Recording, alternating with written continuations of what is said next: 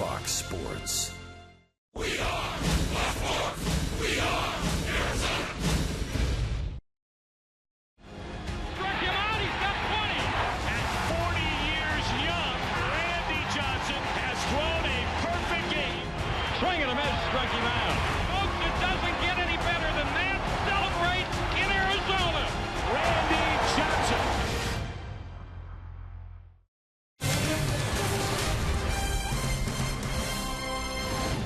A special day here at a jam-packed Chase Field, a once-in-a-lifetime moment for Randy Johnson, which is actually the second landmark day on his calendar in the last 2 weeks. The plaque just went up in Cooperstown last month.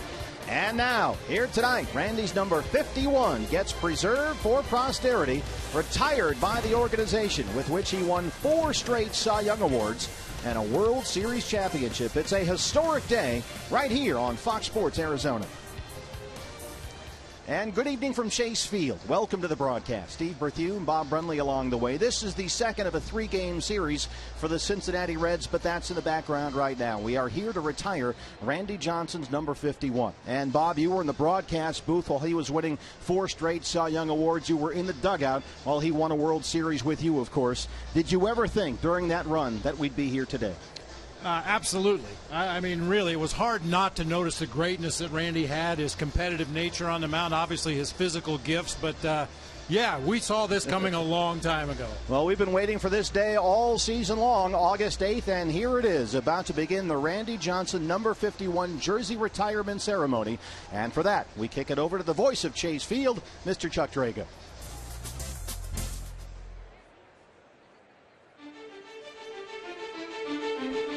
Ladies and gentlemen, thank you for joining us here at Chase Field this evening for a momentous event in the history of the Arizona Diamondbacks franchise. Tonight, we honor one of the greatest pitchers to ever step on a baseball mound and show our gratitude to a man who helped establish the D-backs as a legitimate force in Major League Baseball. The Arizona Diamondbacks commemorate the amazing individual achievements and unmatched team contributions of Randy Johnson.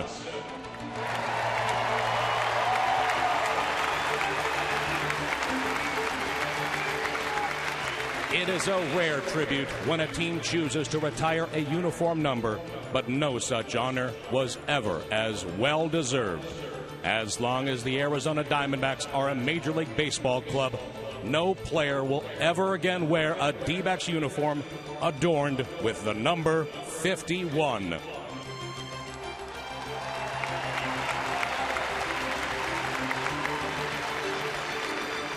At this time, we ask that you turn your attention to the field as we welcome special guests to tonight's ceremony. Please welcome 2 gentlemen who in 1999 brought Randy Johnson to Arizona. D-backs original general manager, Joe Garagiola Jr. and former managing general partner, Jerry Colangelo.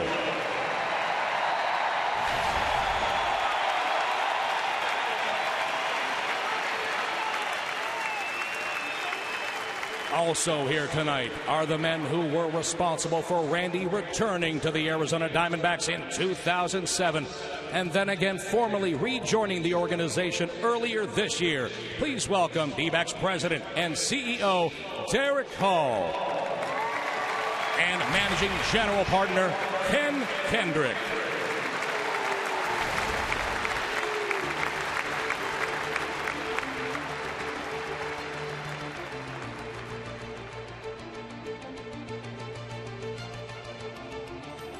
Across Major League Baseball, only one uniform number has been retired by each and every club. The number 42 of Jackie Robinson.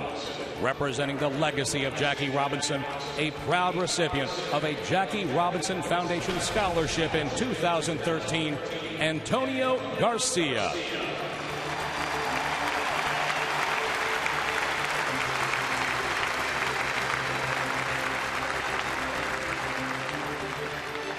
Before tonight, only one Arizona Diamondback had been bestowed the honor of a retired number.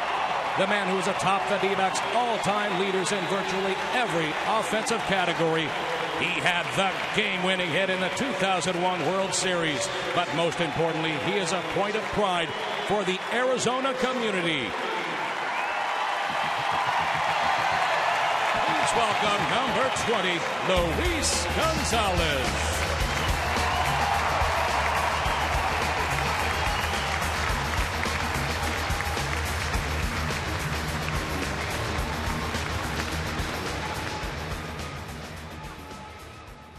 Ladies and gentlemen, tonight we recognize the value that one person can have on a baseball team and an entire state.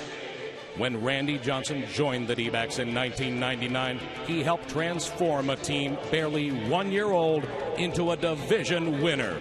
In his first 4 seasons in Arizona, he earned 4 consecutive Cy Young Awards as the best pitcher in the National League.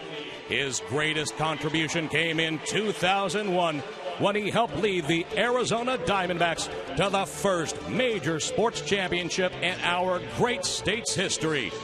We now ask that you turn your attention to left field, making the walk from the D-backs bullpen for the final time.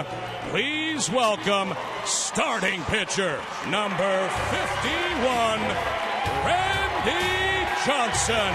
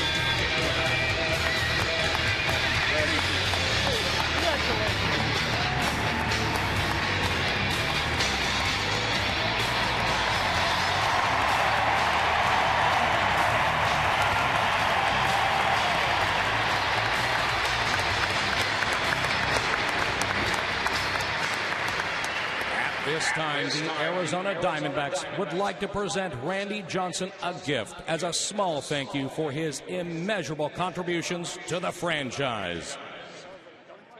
They're going to put you in there. It's a dunk tank. This is pretty good.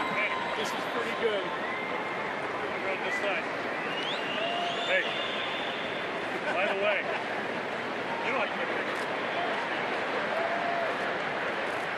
All right, here we go. Ready? All right. Hey, I'll tell you what, you'll be worldwide, but you play a few notes. Hey, hey.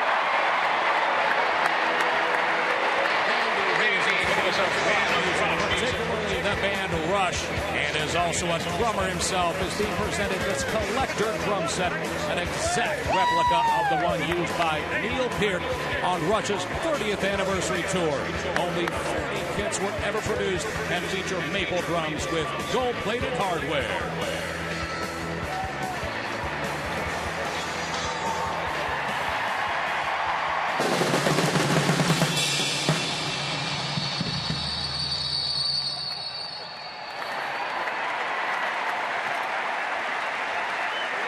Unbelievable.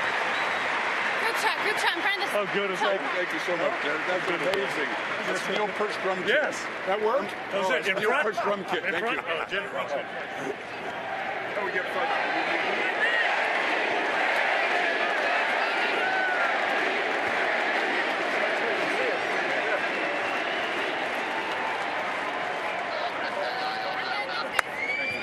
Ladies and gentlemen, we now ask that you turn your attention to DBTV for a special video presentation.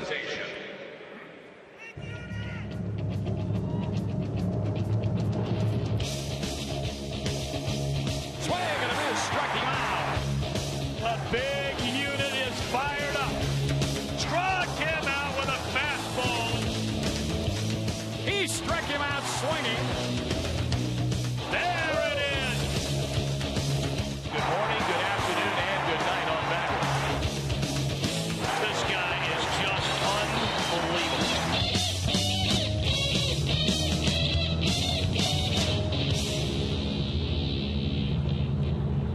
You know, Randy Johnson was a target for us.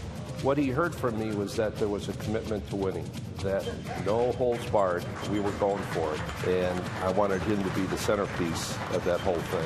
When you look at what he accomplished with us during those years, it was incredible. See you later. Johnson, his first strikeout as a Diamondback. Make it 10. Sosa twice. 2-2. Got it. Swing it. Struck him out. 3 balls and a strike on Mirabelli with 2 down in the ninth. Ground ball third. Williams has it. Throws to first. And in the National League West, the buck stops here.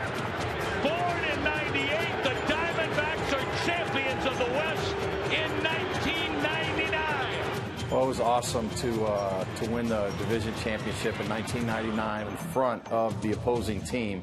It's pretty special. Now pitch with the runner going, and it's strike 3 call. And the 1-2, and he got him, and there it is. And that's 3,000 in the career of Randy Johnson. He wanted to win desperately, and every 5th day he got a chance to do that. Took pride in his pitching, never wanted to come out of a game. It's the ultimate pitcher, if you ask me. 2-2 to Castro. Randy Johnson has tied the Major League record for strikeouts in a 9-inning game. 20 for the big unit. Swing and a foul tip into the middle of the Rojas.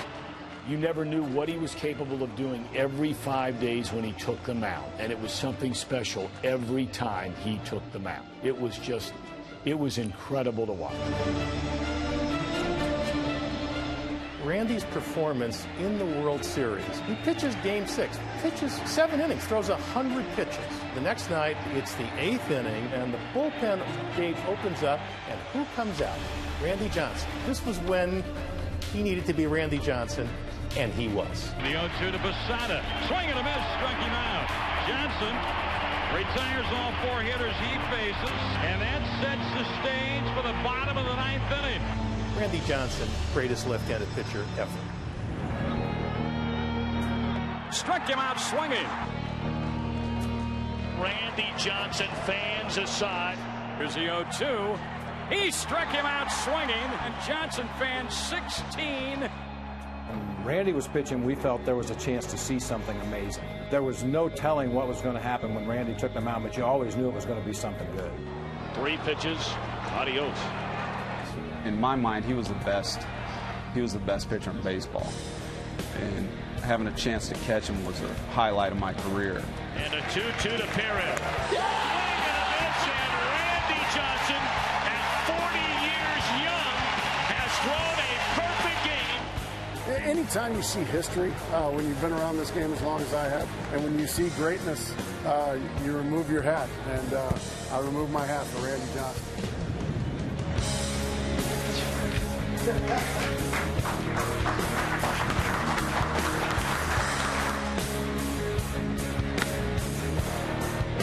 I think Randy will be remembered in the history of baseball, if not as the very best left-handed pitcher ever, certainly the most intimidating left-handed pitcher in the history of our game. He got it. Number 2 in the history of the game now stands all alone. Randy Johnson. And the crowd is on their feet. Spielberg breaks his bat, hits it to short to Drew. Throw to first. Johnson, 9 great innings. Look at the fans all on their feet. And now we'll see Randy tips his cap to the fans, walking off the field. Randy, as chairman of the National Baseball Hall of Fame, it is my honor to welcome you into the Hall of Fame family. He was so dominant during his time as a Diamondback. Randy Johnson is clearly one of the greatest pitchers of all time. But when you think about intimidating figures on the mound who threw with their left hand, it starts and stops with Randy Johnson.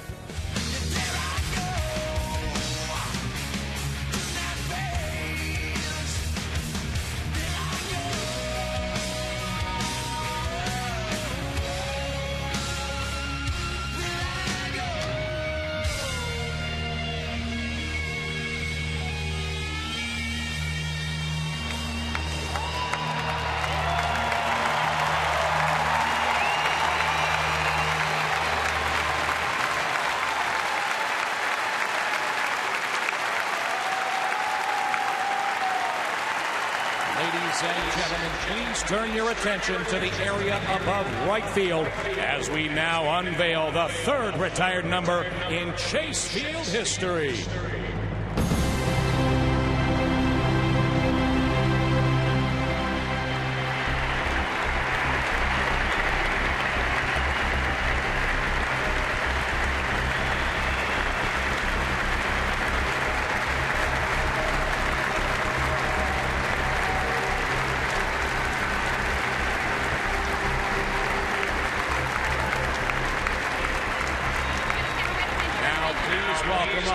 Whose relentless will to win is legendary, whose fierce competitive drive and intensity struck fear into the hearts of countless major league batters. Ladies and gentlemen, number 51, Randy Johnson.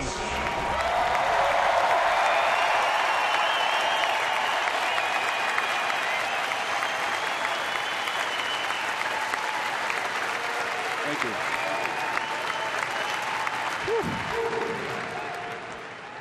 Welcome to an evening of karaoke at the ballpark. It's been a long ride for me. I played baseball when I was 7 years old and was very lucky to have played till I was 46. Over that span, there was many, many ups and downs. A lot of adversity in my career. And I've always felt, especially 2 weeks ago, when a lot of Hall of Famers were coming up to me and said, "This day's all about you," I appreciated that, but I really said to myself, it's really about all the people that got me, kept me, and looked out for me along the way. And that list is really long.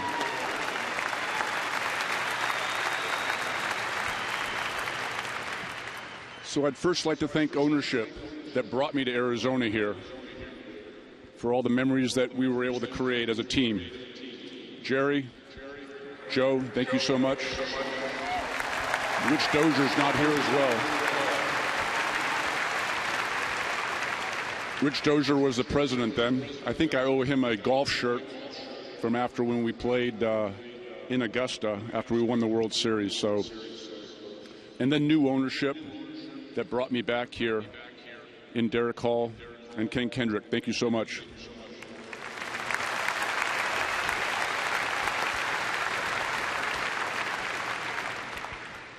And then there was all the people that played behind me that made everything possible.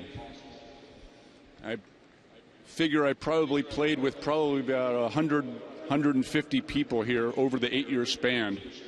A lot of the players were regular players. My regular teammates that I had probably for 3-4 years, but moving parts over the years, a lot of them had changed and moved on. But I'd like to thank Matt Williams, playing third base for me.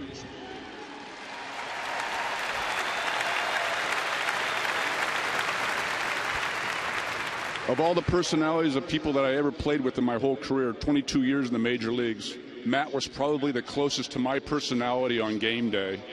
Always had a game face, sat in the corner by himself, and I knew what I was going to get from him, whether I was pitching or not. I knew I was going to get 110% from Matt. I really appreciated that. Jay Bell.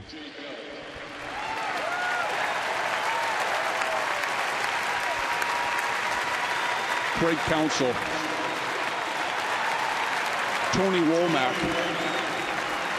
Rubio Durazo. Mark Grace.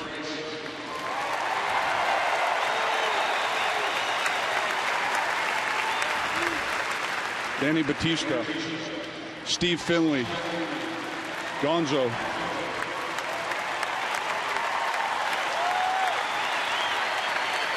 And then the person who had to put up with you the most every fifth day for probably about 4 or 5 years, may have been 6 years, was Damian Miller, my everyday catcher pretty much. But along the way, Kelly Stinnett, Robbie Hammock. So those are the people that make it happen on the field, that brought success to this franchise. Then there's people that you don't really see all the time that make it happen for the players, that ready the players when there's something that they need. Roger Riley, the head clubhouse gentleman that was here from day one and still here. Roger, thank you.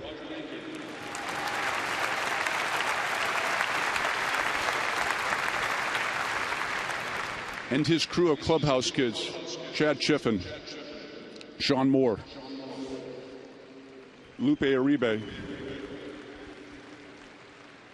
Bob Doty over here on the other side, running the visiting clubhouse.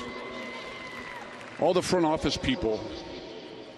I was fortunate to have played here 8 years and come back. And there's moving pieces with office people as well. So, and now being a part of this organization, I'm a little bit more of a front office person, so I'm interacting with them more now. But during my playing days, there was a lot of people that made things happen up there. And there was a lot of winning going on here, and tradition was being made. And it all starts in the front office, from ownership, and trickles all the way down to the clubhouse, people that run the clubhouse, to the players. But most importantly, every fan makes it possible for a player to dig down a little bit deeper, whether it was me or any of my teammates, and sometimes do things that they didn't think they could do. And I'm a living example of that. 22 years in the major leagues. I never thought that I would ever make the major leagues, let alone be successful at this level for 22 years. It was fans everywhere that I ever played, whether you were rooting for me or whether you were rooting against me.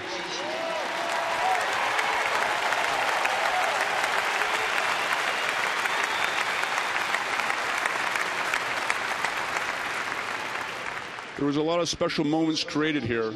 It all started in '98 when the franchise came here. Then I became a free agent after finishing up the 2 greatest months that I ever had in my career with the Houston Astros. I was a free agent looking to go play baseball, maybe one last contract somewhere. So there was 4 teams that I was talking to: California Angels, the Los Angeles Dodgers, the Texas Rangers, and here, Arizona Diamondbacks.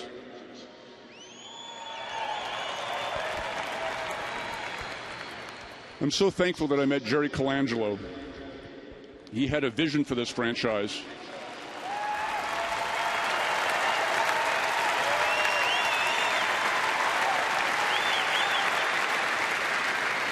He brought successful baseball to Arizona, something that all of you could be so proud of. We won a World Series faster than any franchise in history. And I thank you, Jerry.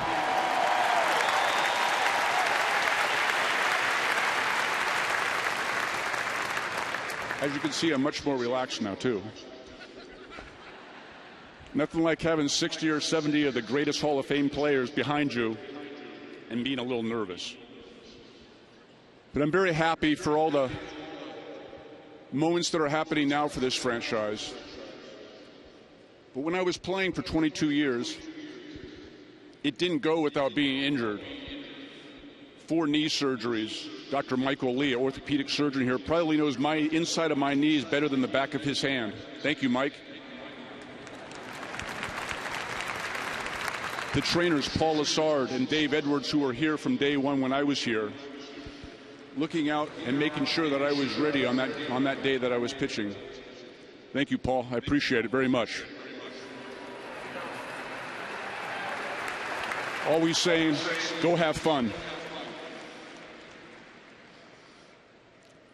And then Ken Crenshaw, when I came back here in 2007, 2008. Thank you, Ken, for getting me healthy. I was recovering from a back surgery then as I was getting older. And everybody along the way. This really is about everybody else and not me, because my journey consisted of so many stops, twists and turns, and people that had a huge impact on my life. And I'm so thankful that I've run into all these people, past and present teammates, past employees, ownership from various organizations, former players, and fans that I interact with on a daily basis now wherever I go. And the one thing they always want to know, out of the 22 years that I've always played the game, what about that bird?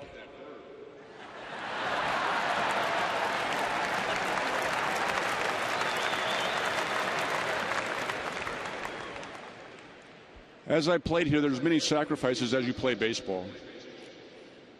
Season's about 8 months long. Initially, you're probably gone for half of that time. So I'd like to thank my children. They grew up on this field. Samantha, Tanner, Lexi, and Willow.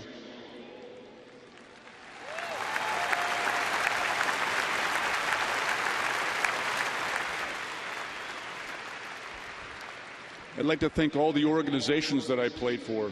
Montreal for believing in me. Coming out of college at USC, you saw the video clips. It wasn't pretty. Montreal took a chance on me. Eventually I got to the major leagues with them, and then I went to Seattle. 10 years of my career were spent there. Some of the greatest moments that I was starting to achieve there were taking place. Then I moved on from there. I went to Houston, the greatest 2 months of my career. Then I came here, and this is really where I flourished.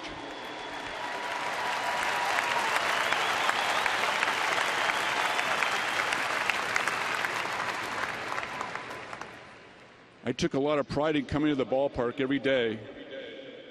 And then as I got closer to the ballpark, I was morphing into something that I didn't know really who I was becoming. But when I stepped between the lines, you were going to get everything that I had on any given day. I didn't know what I was going to expect. There was days when I wore up in a visiting bullpen or down here thinking, how am I going to get through this game?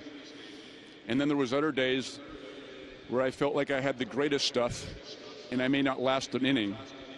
There was a lot of times I lived in the penthouse, in the outhouse, and many times in between. But you guys were there for a majority of my rides here in Arizona, and I appreciate you, each and every one of you, for coming out and supporting us then and supporting the team now.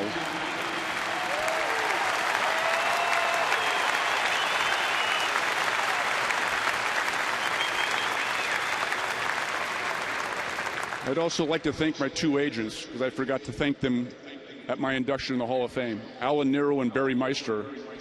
There's a lot to be said for representation when you're dealing with a young player and they overlook your career and they become a part of your family. Well, Alan and Barry have been part of my family for almost 26 years, that I've entrusted my family, my finances, and my life in them. And I'm very appreciative of that. Thank you so much.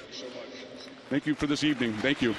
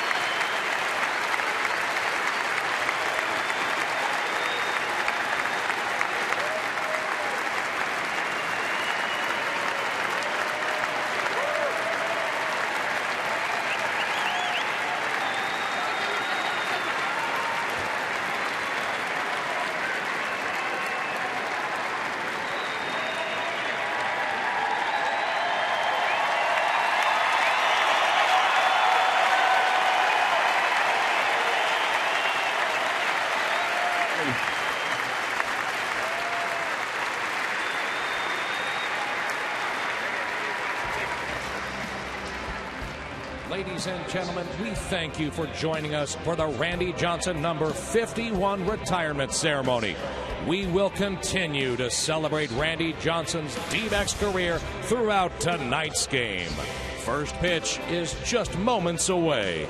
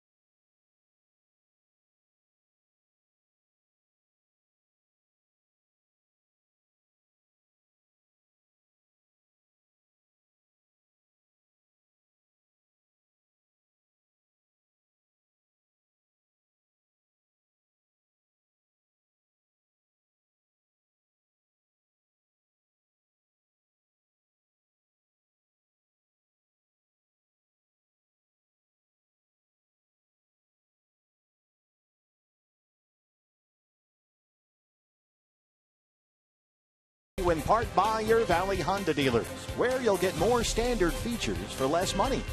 By CenturyLink, your link to what's next. By Mix One, great taste, no face, available at local retailers. And by Arizona Tire Pros, for the best selection of Continental and General brand tires, visit your local Arizona Tire Pros location today. Good job. Welcome back to Phoenix, Arizona. The atmosphere here at Chase Field, one of celebration following the retirement of Randy Johnson's number 51 here tonight. This crowd remembering and in some ways even resembling those that watched the big unit pitch here in the World Series.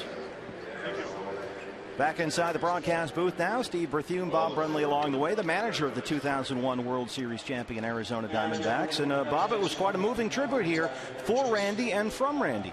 Yeah, I think he was much more relaxed today than he was at Cooperstown. Yeah. Obviously, this is where he's comfortable. These are his fans. These are his people. A lot of his former teammates around for alumni weekend. So Randy seemed to be much more relaxed. Had a little more fun with the ceremony today. And, boy, why not? You just really hope he enjoys all of this as much as he should. Well, hopefully Randy will be with us in the booth this afternoon. We anticipate him joining us for several innings here over the course of the broadcast.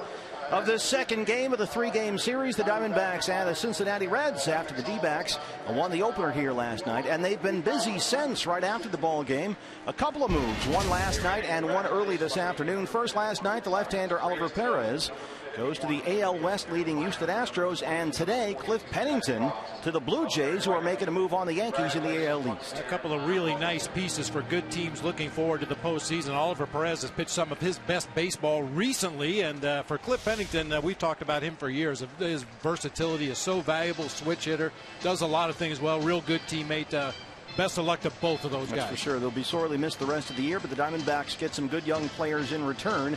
And we move ahead to tonight, game 2 of the 3-game set. The D-backs and the Cincinnati Reds. First pitch is on the way here on Fox Sports Arizona as our all-day Randy-thon continues with the ball game. And during the course of the game, Randy Johnson. First pitch is next on Fox Sports Arizona.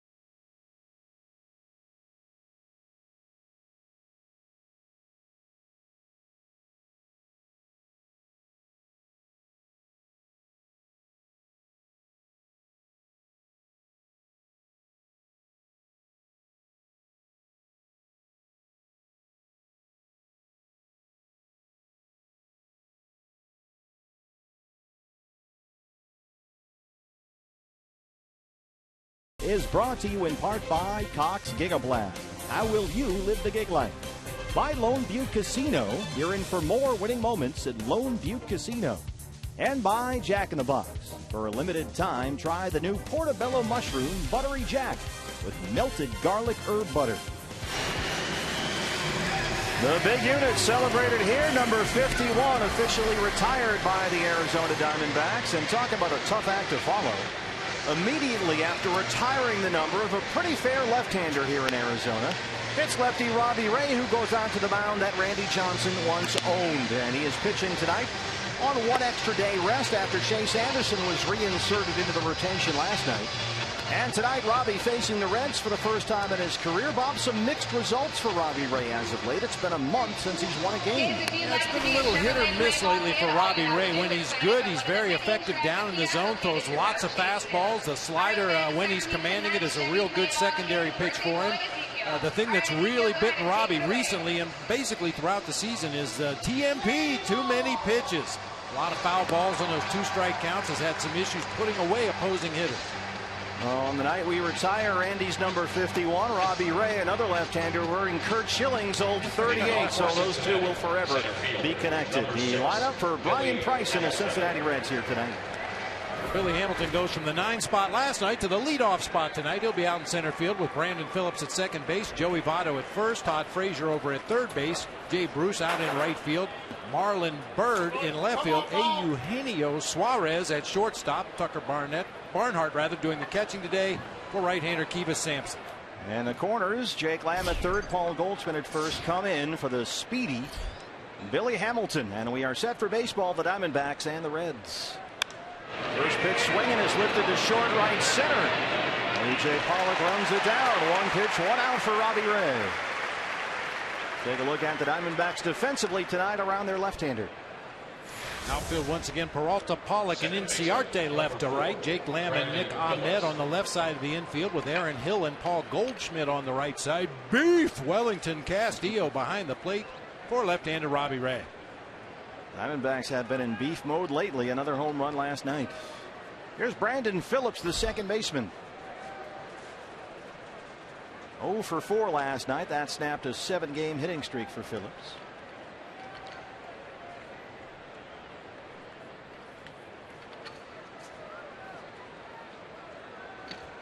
Taking him a while to get in there. And finally we're set to go. There's ball 1. Larry Vanover, the crew chief, is our plate umpire.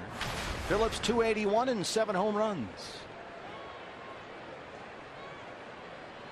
How about this, partner? The Reds have not scored a run since Wednesday. 27 straight innings. That is a team-wide slump right now. They went scoreless in the final 9 innings of an extra inning game against the Cardinals Wednesday. They were shut out by St. Louis Thursday. Then again here last night at Chase Field. 27 consecutive innings for the Reds, who have some pretty good hitters in this lineup, without scoring a run. So if you've seen the Reds offense, dial 1-800-GET-HITS. That's 1-800-GET-HITS, because they're looking for it. Phillips and Votto and Frazier and Bruce and Bird. This is not the Sisters of the Poor here. These guys are supposed to be able to hit. But they are 11 games under 500 for the year. And 21 back of the Cardinals for the NL Central lead. 2-2 on Phillips. Laces one into left center, a base hit.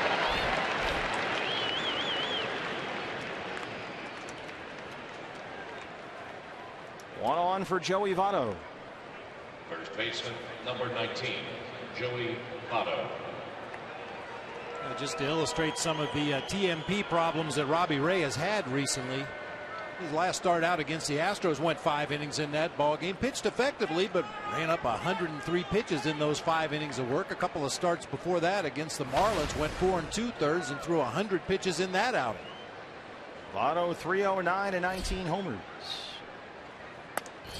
And he will only swing at strikes. That's a high strike there from Vanover. As we mentioned last night, if he gets a strike early in the count, he will jump on it. The shift is on here. Always among baseball's most patient hitters up there, but aggressive early in counts in recent weeks. Sure enough, he hits into the shift. Aaron Hill. They get one, and that's it. Nick Ahmed with a high Sox. Phillips coming in to take him out, and they'll settle for the force.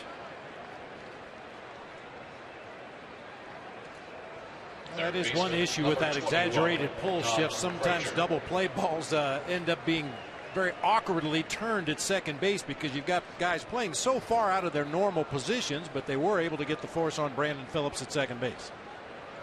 So 2 down, Votto at first. Here's the home run derby champ Todd Frazier, 261 and 27 home runs. Frazier last night singled and struck out twice.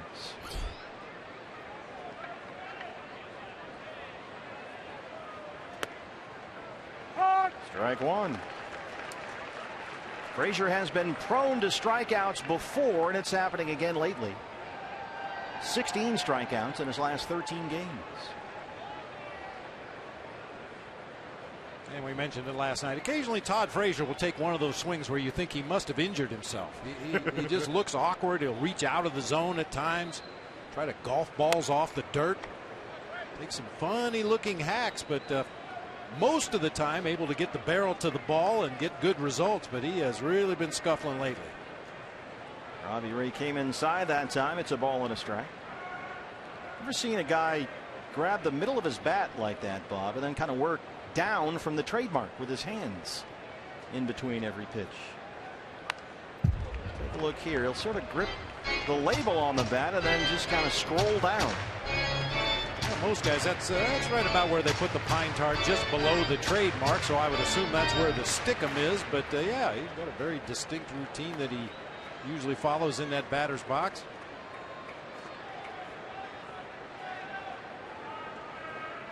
Just going one-handed this time.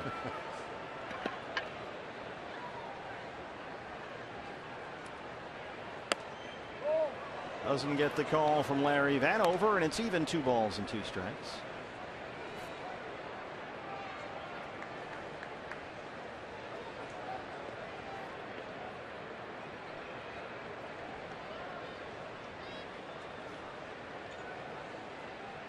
Votto at first, 2 outs. And there's another strikeout for Frazier. And Robbie Ray strands the base runner on Randy Johnson night, just underway in front of a packed house here at Chase Field. Don't mess up an exciting.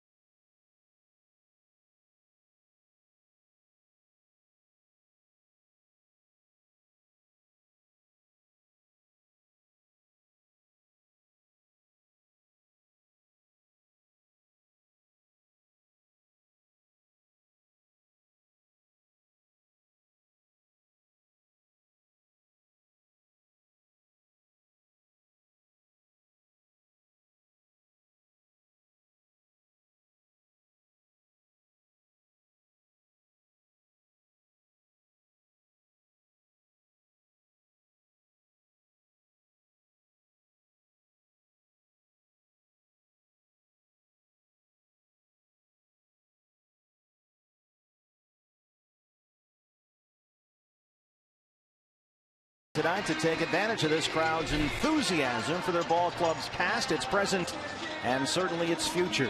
Your Arizona Ford starting pitcher for the Cincinnati Reds, it's Kiva Sampson, the 24-year-old right-hander.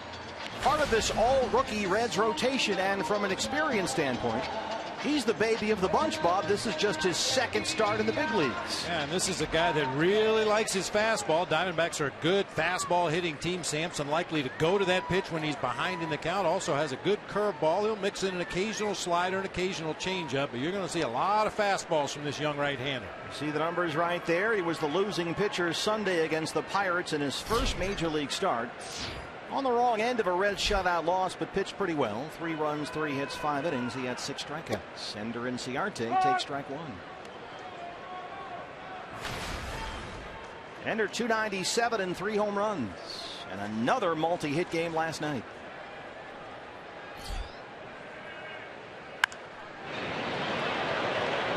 That's out of play, and quickly it's 0-2. Ender 3 straight multi-hit games. He's now got a 5-game hitting streak. And with 2 strikes, Frazier, who was in on the grass at third, will back off now.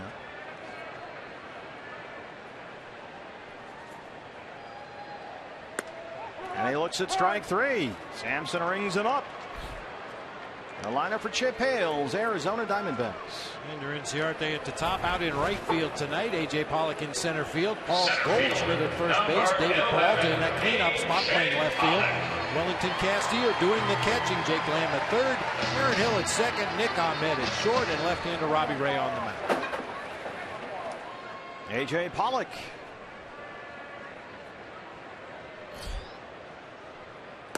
Look out. That came a little too close to Goldie in the on-deck circle.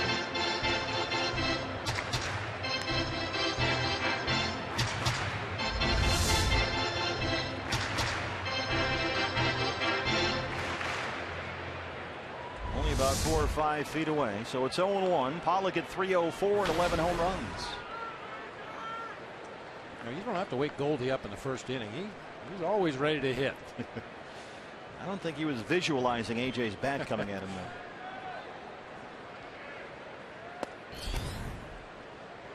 1-1. Big crowd here this evening. This place is full. And you see the number 51 all over the ballpark tonight.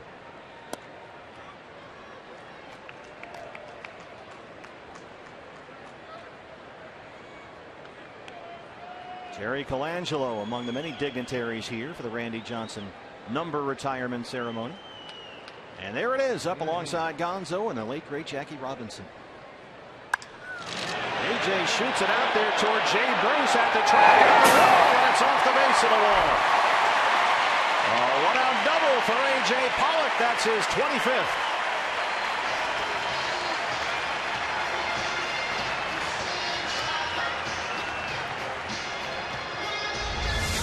One error on the season for Jay Bruce out there in right field, but he can be an adventure defensively. No chance on this one, however. A.J. Pollock backspins this ball off the base of the fence out there in deep right field. Bruce gets to it on a couple of bounces, holding A.J. to a double. He's at second with one out.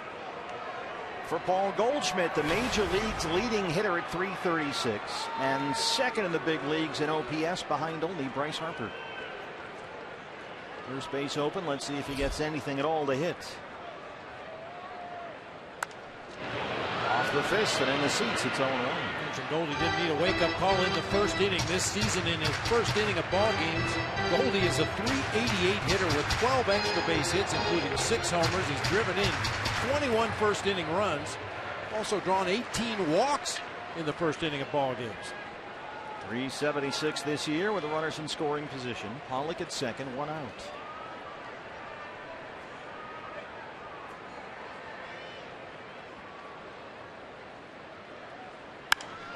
Laces it to Hamilton in center.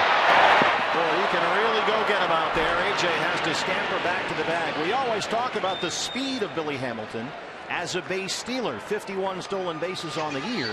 But that speed, Bob, also allows him to cover a lot of ground out there. Speed shows up all over the baseball field, whether you're hitting, running the bases, playing defense, and Billy Hamilton shows some of his blazing speed right here.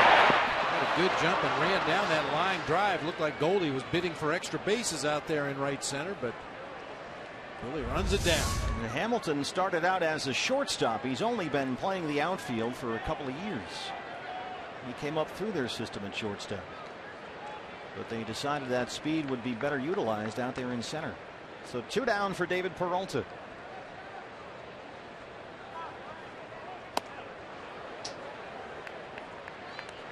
This is our first look at Sampson, and I mentioned he likes his fastball a lot. You can see why. Low to mid 90s consistently. Is topped out at 95, but one thing you'll notice, it's fairly straight. Appears to be a four-seamer, has very little movement, if any movement.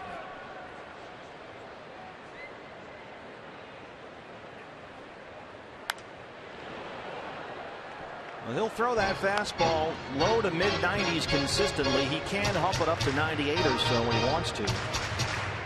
He says he believes his best secondary pitch is his changeup, and when he's got the fastball and changeup going, that tends to open things up for the curveball and the slider. And he's been a pretty confident guy out there through his minor league career. Ahead of Peralta, 0-2.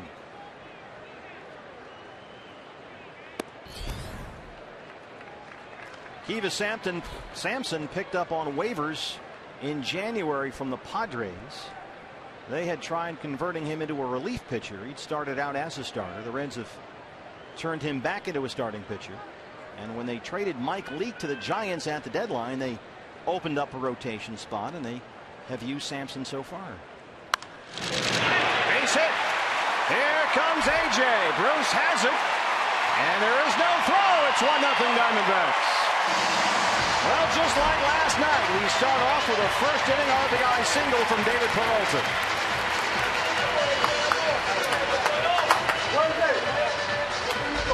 Diamondbacks are 18 games over 500 this year when they score first in a ball game. David Peralta's been right in the middle of everything offensively lately. Clean single into right to score A.J. Pollock. Big 2-out knock for David. And David Peralta, how about this? 9 for his last 18 with runners in scoring position and 10 RBIs. He's at first with 2 down, and we go into beef mode. Wellington Castillo, 254, a new career high, 14 home runs, 12 of those homers coming with the Diamondbacks. First pitch swinging, he lifts it in the air to center. Hamilton is there. And that ends the first, but the Diamondbacks score first. Another Peralta RBI. It's 1-0 D-backs.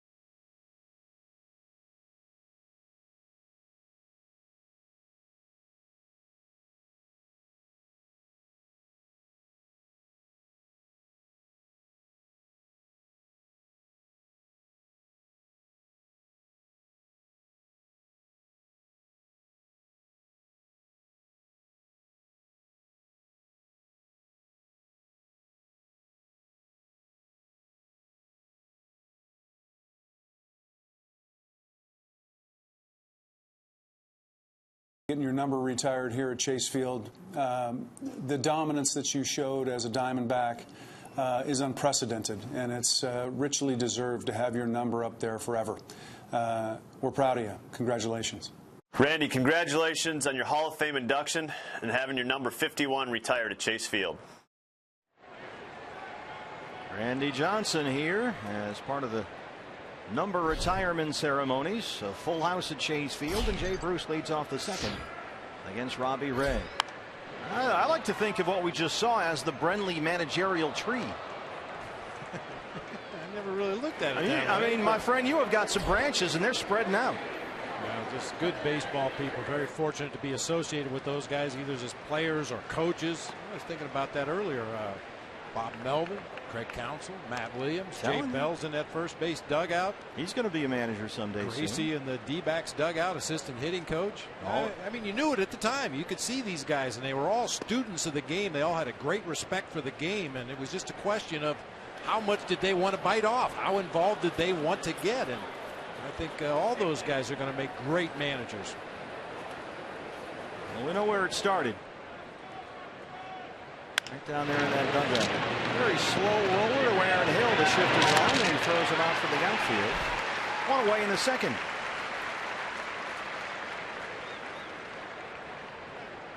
Marlon Byrd now. Left fielder. And appropriate that we have a Bird playing here on Randy Johnson Day. Well,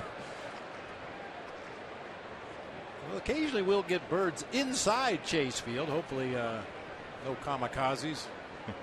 Bird's bent on suicide today. Bird killing, perfect game hurling, mullet wearing, Hall of Fame inducted. Spells out Randy.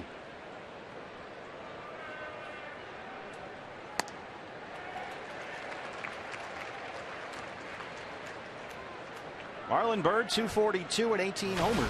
Hitless last night. And off to a slow start this month, 4 for 24 in August. Robbie Ray ahead 0-2.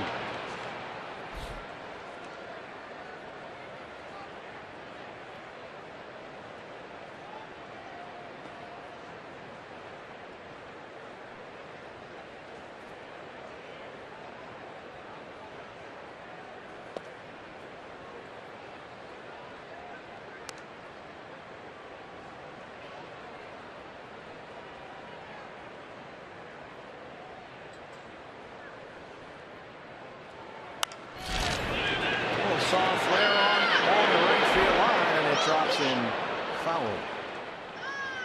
Hey fans, now's the time. Tweet us your strongest fan photo. Use the hashtag AZDataStrongFan. And maybe if you pass muster with the friendly committee, you'll see your photo on our Diamondback TV broadcast brought to you by T-Mobile. I'm a little concerned today. Gonzo might be distracted, you know. Gonzo's number retired as well up there above the right field wall, and he was on the field for the RJ ceremonies. I'm afraid he might have been a little distracted today. We'll see what kind of effort he puts forth. Marlon Byrd. Yeah, had to do a lot of speechifying today. Glad handing.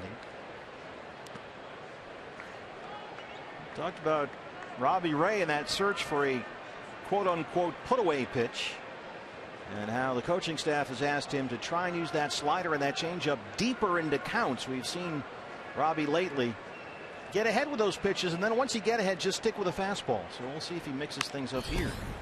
Jams him inside with a fastball there, and it's 2-2.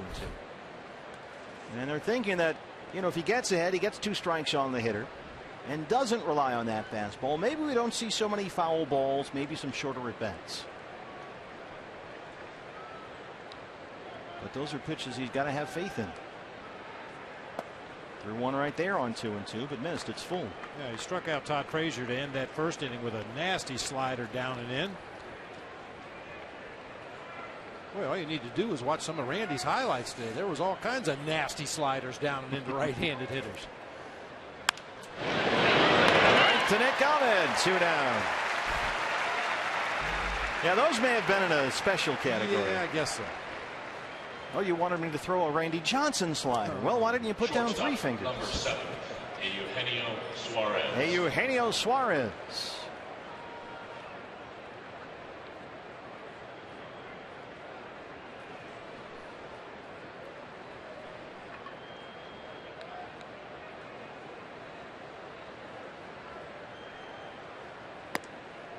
Ball 1 outside. Suarez 302 and 5 homers. He had a single in last night's ball game. He's hit safely in 6 straight.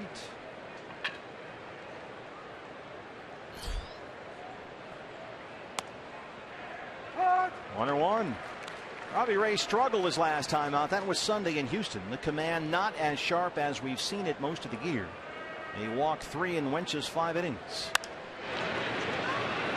Gave up 4 runs, 7 hits. He said after that start at Minute Maid Park that the late life, the jump we usually see on his fastball, just was not there for him against the Astros. He had base runners around him all day long.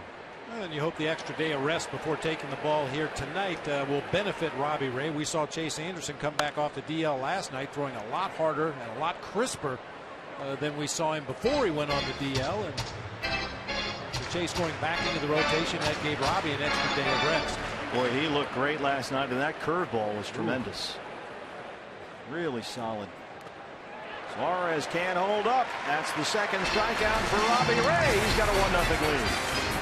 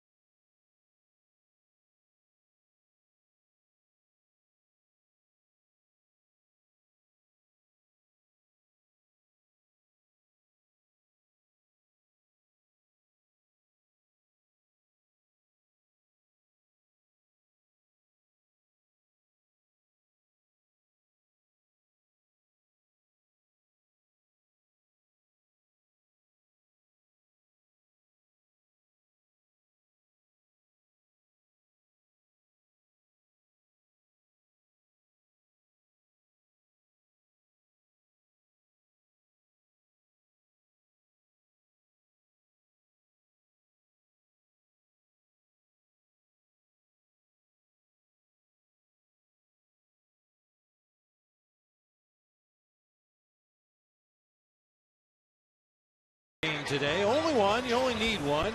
Continued the jersey retirement win streak. What's that all about? Well, 2 jersey numbers retired in Diamondbacks history. Luis Gonzalez and today Randy Johnson. On Luis Gonzalez's retirement day, August 7th, 2010, nearly 49,000 fans came out here to Chase Field. They saw Chris Young lead off the game with a homer. He ended the game in the bottom of the 9th with a walk-off homer. A 6-5 victory over the San Diego Padres, so this would make it 2 straight on number retirement days. Really solid work out of you. You dug deep for that one. And I think Rodrigo Lopez was the pitcher in that game. He was the starting pitcher that day for the Diamondbacks. Jake Lamb, 282 and 4 homers. He was 0 for 3 last night.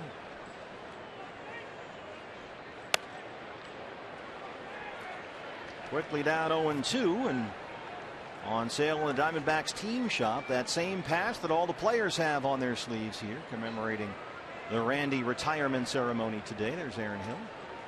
That's a cool looking patch right there. And all the jerseys that the D-backs are wearing in the ball game tonight will be auctioned off. That's one you want to have. If you're into that stuff, if you're a collector, that's one I think you got to step up and get. I know you have that, right? I have the patch, but yeah. I got shoe boxes full of stuff. It's just stupid.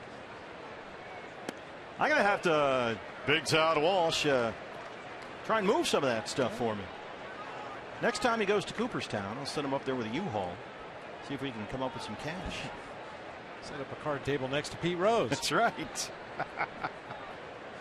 Do brisk business. That's in the seats.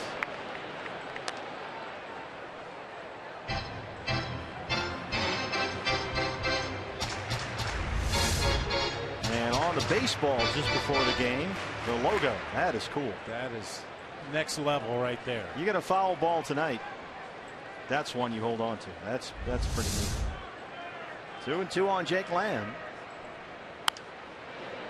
Yes. Raisel Iglesias outstanding last night. Somebody's going to get a big souvenir right there. Iglesias last night. Kiva Sampson's turn tonight. The Reds going, as we mentioned before, with an all-rookie rotation. They traded Cueto and Leake and Simon and Leto since the end of last year. Homer Bailey is out after Tommy John surgery, so it's all kids for Cincinnati. Called strike 3. Second strikeout for Kiva Sampson. And Brian Price says, look, they're in a situation where one rookie is watching a rookie ahead of him who's watching a rookie ahead of him, and it's a unique dynamic. You know, we talked about that with the Diamondbacks starting pitchers. You don't just keep that momentum going, try to top the guy that went before you, but in this case, they're all kids. All learning at the same time up here at the major league level. I'm sure Brian Price would attest to the fact that it hasn't all been smooth sailing for the 5 rookies in the rotation, but suffered through some growing pains moving forward. Well, he says it puts a lot of responsibility on the Reds coaches. They have to spend a lot of time with these guys, be very sensitive to the fact that this is a very unique situation. Popped up first base side, foul ground, should be playable for Votto. But he called it a growth opportunity for the pitchers, for the organization. They have a chance here, 21 games out of the division lead, to find out what they have here with some of these young guys.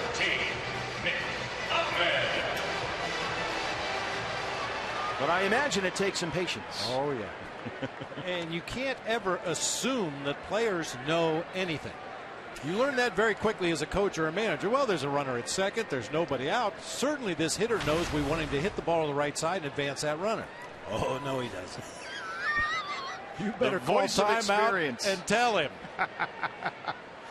Nick Ahmed, 227 and 7 homers. Yeah, we got a base open and Albert Pujols at the plate. Surely this pitcher knows that we don't want to give him anything too good to hit. We don't care if we walk him. First pitch right down the middle. Pow! It's like football coaches hate rookie quarterbacks, right? But don't ever assume they know anything. Tell them everything. Well, that was especially true with the baby backs. That, you know, we've had a lot of fun with the 01 D-backs and 02 Randy. That 04 team, 111, baby. Man, I mean, every day was like extended spring. Okay, today we're going to work on hitting the cutoff, man. You really did have to just start over, right? Yeah, I mean, it was like spring training for the first 2 months of the season, just trying to get guys on the same page fundamentally. Here's how we'd like you to do it. Here's how you've been doing it. You see the difference? Can you see the difference? 1-2 on Ahmed now. There's Jay Pell, bench coach. Most solid fundamental players to ever put on a uniform right there.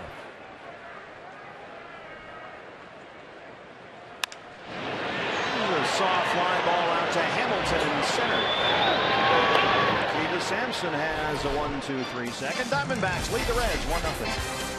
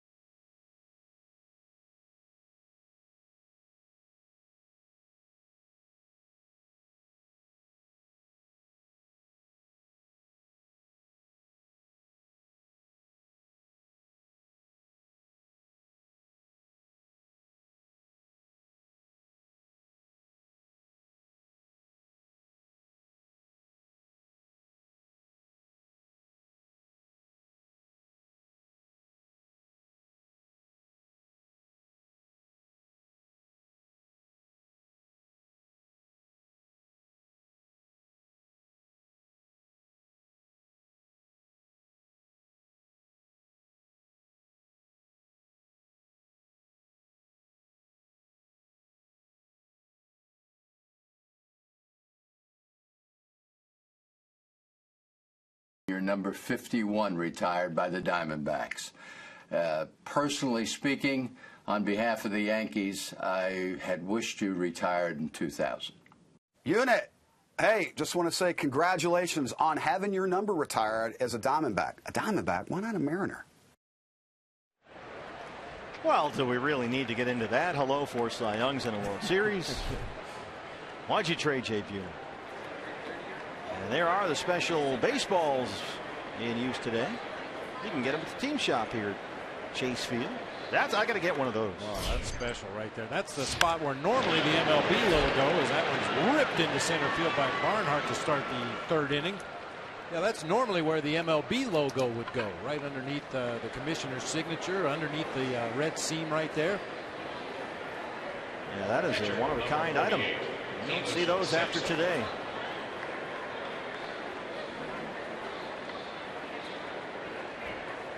The unit gear all over the team shop here at the ballpark. T-shirts, tank tops, baseballs, bases. The bases. Kiva Sampson, the pitcher now. Here come the corners. And he fouls off the bunt attempt with Tucker Barnhart at first.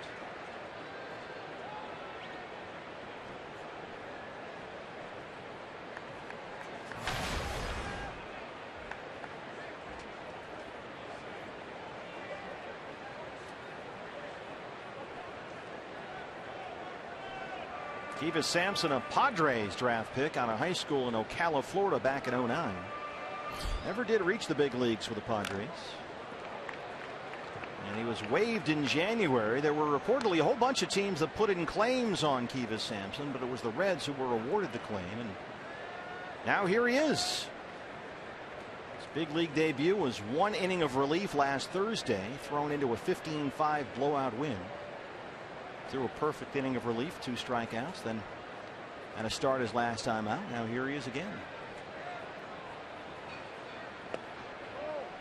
Ball 1.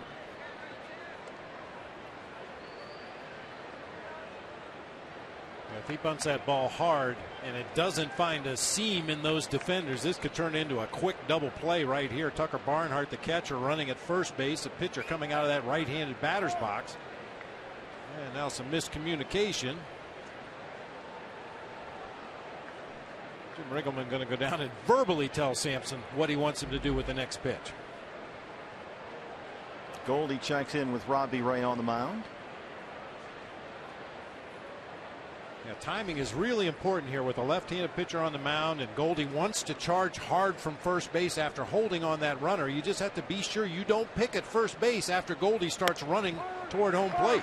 And there's a called strike 3 by Larry Vanover, who rings up Sampson. Third strikeout for Robbie Ray, and the first out of the third. Hey fans, when the D-backs win, you win at Papa John's. The day after every Diamondbacks win, you get 50% off your regular menu price online order at Papa John's. Enter promo code D-backs50 at papajohns.com. And Jake Lamb, who was in on the Sampson bunt attempt, will stay in on the grass at third base with Billy Hamilton. Goldie holding Barnhart on the bag at first. Hamilton flied out on the first pitch, his first time up. And this time he looks at strike 1. A single and a strikeout last night. And Hamilton hitting just over 220 with 3 homers and leading the majors with 51 stolen bases.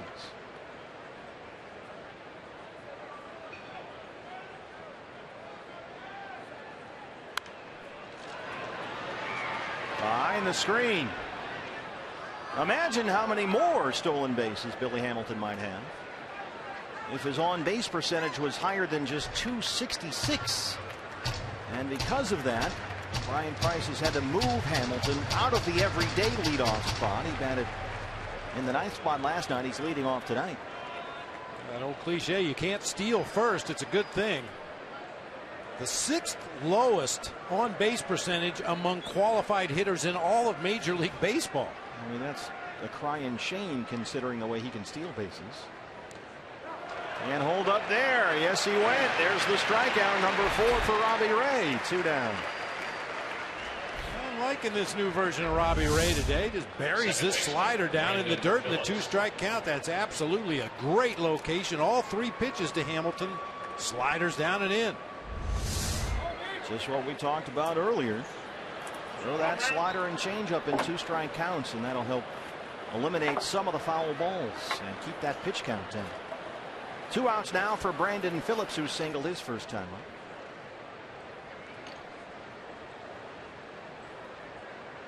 Phillips hot lately, hitting about .320 in his last 19 games.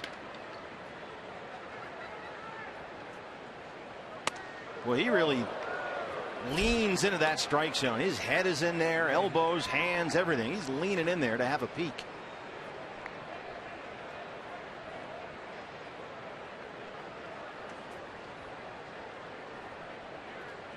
And his heels are on the far outside of that right-hand batter's box. Really spread out in his stance. Coming inside here. That's a good pitch. Why is that? Well, you'll hear pitching coaches occasionally talk about make him move his feet. Don't let him get comfortable in the batter's box. Now, a lot of pitchers take that to mean throw at a guy. But this is outstanding right here. Mid-thighs off the inside corner of the plate. And Brandon Phillips got uncomfortable. Had to move his feet to get out of the way of that pitch. 40 pitches, 27 strikes so far. 2-0. Lays off that one outside, and it's 3 balls and no strikes. Especially for guys that can run well. They don't like pitches in around their knees. You know, all batters say don't throw at the head. You know, if you're going to hit me, get it between the shoulders and the knees. But the fast guys, they don't want to get hit in the knee.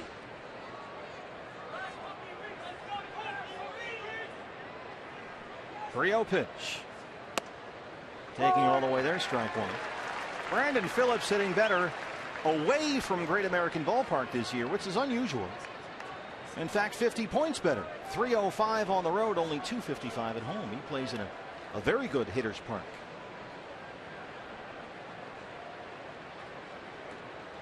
Especially if you're a fly ball hitter.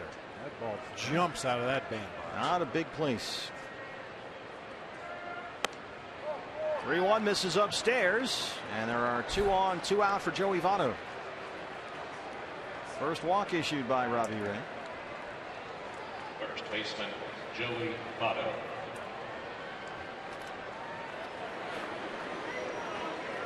Randy Johnson's number 51 all over the ballpark here. The big unit will join us in the booth in the bottom of the 3rd inning, with his number up there alongside Gonzo and Jackie Robinson. Votto reached on a fielder's choice his first time. Barnhart the catcher, the runner at second, and Phillips at first. 2 outs.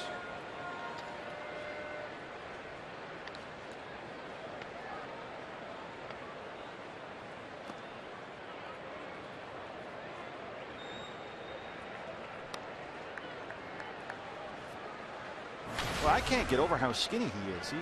As we talked about this last night, he really does look different.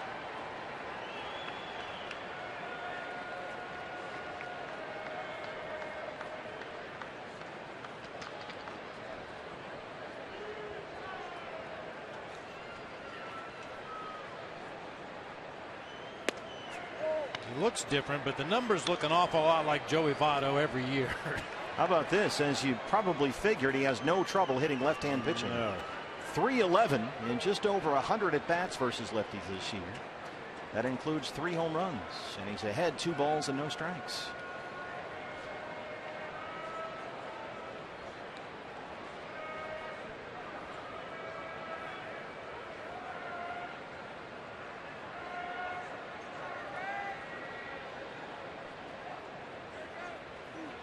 For Votto, a 309 average coming into play tonight. 19 homers, 51 driven in, 81 strikeouts, 86 walks. Leading the major leagues in walks. Yep.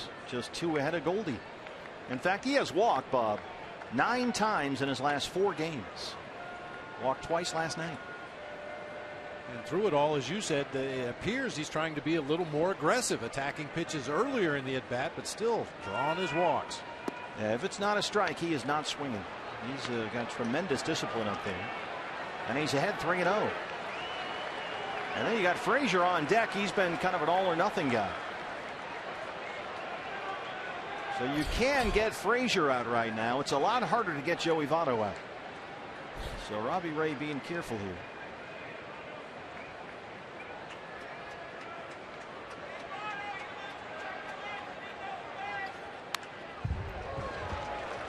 Guy with his eye for the strike zone is always going to have the green light in any count, in any game situation. I mean, Brian Price has the ultimate confidence. If he turns Joey Votto loose 3-0, he's not going to swing at a bad pitch. And he will take an aggressive hack at a strike. Take an aggressive cut at that 3-0 pitch.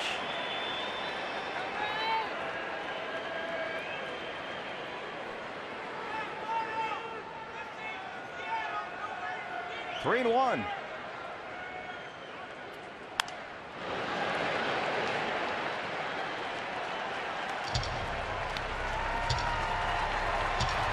There you go. Hey, got one of the special baseballs here today with the Randy Johnson logo. Yeah, there it is right there. We saw that big black scuff on the baseball.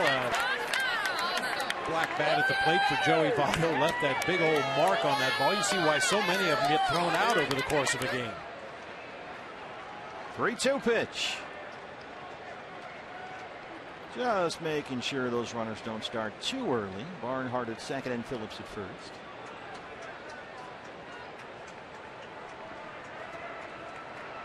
Big pitch here in the ball game for Robbie. 3 balls, 2 strikes, 2 outs.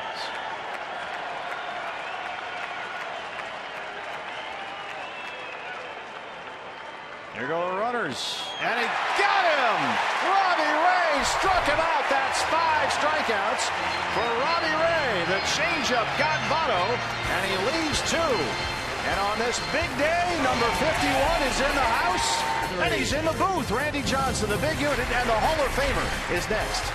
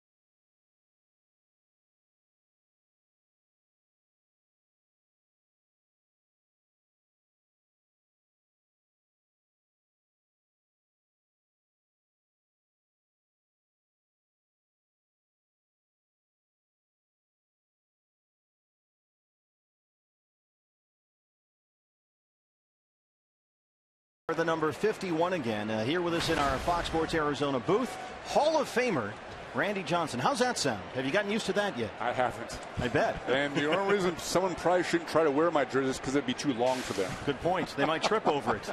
Exactly. I'm just. How was today for you? I was so comfortable, and you look comfortable. Yeah, I was so at ease, opposed to the Hall of Fame. You know, where you don't know what to expect, and it's the Hall of Fame. Here, this was my office for 8 years, and I mean that in the best way, that I was comfortable with the fans. Go ahead. Oh, Robbie Ray, to Sampson covering. Just comfortable with the fans, the surrounding. I knew it would be that way. I'm not a you know, a guest speaker that talks in front of thousands of people, but when I'm comfortable, I feel I can speak from the heart, and that's what the people want to hear. Yeah, and you know, you were great because there were no notes. You seemed like you spoke from the heart. I did. Just ad-libbing, and you thanked everybody on the planet. It was a really good job to get all the names in there. Well, and I think I think it was a little bit easier because this is about Arizona. The fans, the teammates, the personnel, the front office, ownership. And it's not about 22 years, which the Hall of Fame was about. The Hall of Fame was all-inclusive. That's why I'm in the Hall of Fame. Now we're isolating it just down to one team that I played for. Here's Ender and Ciarte now. And one, well, not one, but one big manager here. And number 15 alongside. We got 51 and 15 up in the booth. I wanted to ask you, Randy. I know you spoke very highly about Dan Wilson and Damian Miller, two guys that caught you over the course of your career. We showed some video when we were in Seattle of Dan Wilson and Damian Miller, and for me, they were very similar in receiving style. But what was it about those two guys that seemingly brought out the best in you? Well, I think it's just a calming thing. You know, when you're out there, you want to have a good rapport with the person that's calling the pitches, and you know. I'd like to think that I never had a personal catcher. I mean, there was people that I enjoyed throwing to more. Base hit for Ciarte. Well, when you play 22 years, I think over a 22-year period, I had probably 13 or 14, and maybe close to 20 catchers over that period. Where, I mean, there may have been, like, Robbie Hammock didn't catch me as much as Damian Miller. Kelly Stinnett didn't catch me as much. So there was catchers like that, but they brought a ease about me in my performing. They knew you just get in sync with them. You know, you don't want to get in a pattern, but they feel like what's working today, they'll notice better and quicker than maybe you will. And that's really puts you at ease as a catcher, or as a pitcher, excuse me. Do you feel like people have talked about your personality a lot and the change? Everybody's talked about the difference in you, the change in your personality and how at ease you are. I'd like to think that I've changed, but I mean, if people would have seen, this was me when I played in high school, college, minor leagues, early in Seattle. I was a bit of a clown. And I know it might be hard to. The jokester, Randy Johnson. I was at the end of the dugout with a cone head and making juggling and doing all the for ESPN and the TV. And then things clicked. And then I realized, you know what? I'm blessed. The game is coming around for me. I'm having fun. Let's get the most out of what I have in my blessings. And I just stepped up a notch in my personality and my demeanor out there. And, you know, unfortunately, the smiles and the handshakes and all that didn't quite come across as often when I was pitching. You know, as Bob said, you know, he's not the same person he was. I wish we would have had him for 4 days, but 4 days I'm morphing into the pitcher. Right. I'm in a cocoon and I'm morphing into this pitcher that I pitch on that day. But this is the conversation Bob and I have all the time, and we wonder, could you have been as successful pitching if you were this guy that you are now? I couldn't have done a crossword puzzle the day that I was pitching with my feet up. That just wasn't me. You know, I lived in Paradise Valley. When I would come to the ballpark, I would be cranking music and getting fired up, and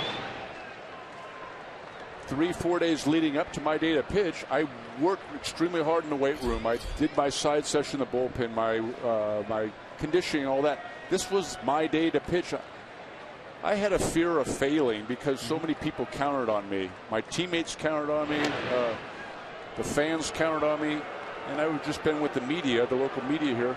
they even had a perception of what to expect on the day that I pitched. Anything less than that was, why wasn't it like it was supposed to be?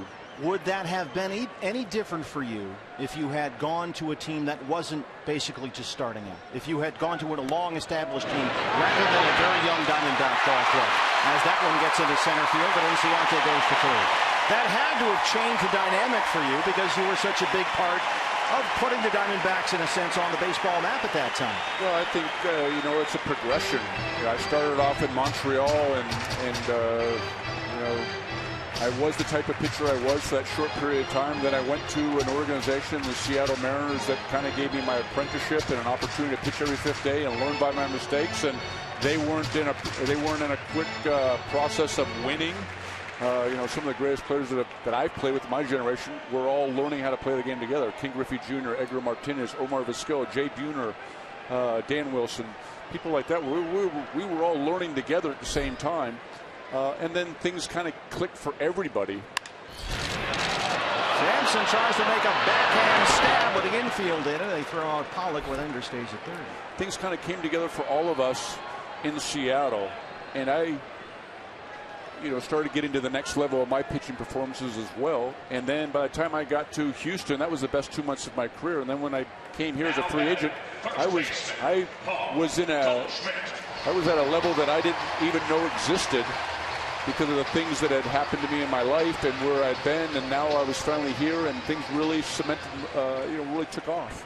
He sure did. We've heard a lot about your struggles early on in your career. Oh my God, it's well documented. I couldn't throw strikes. I was Nuke LaLoosh from Bull Durham before he was.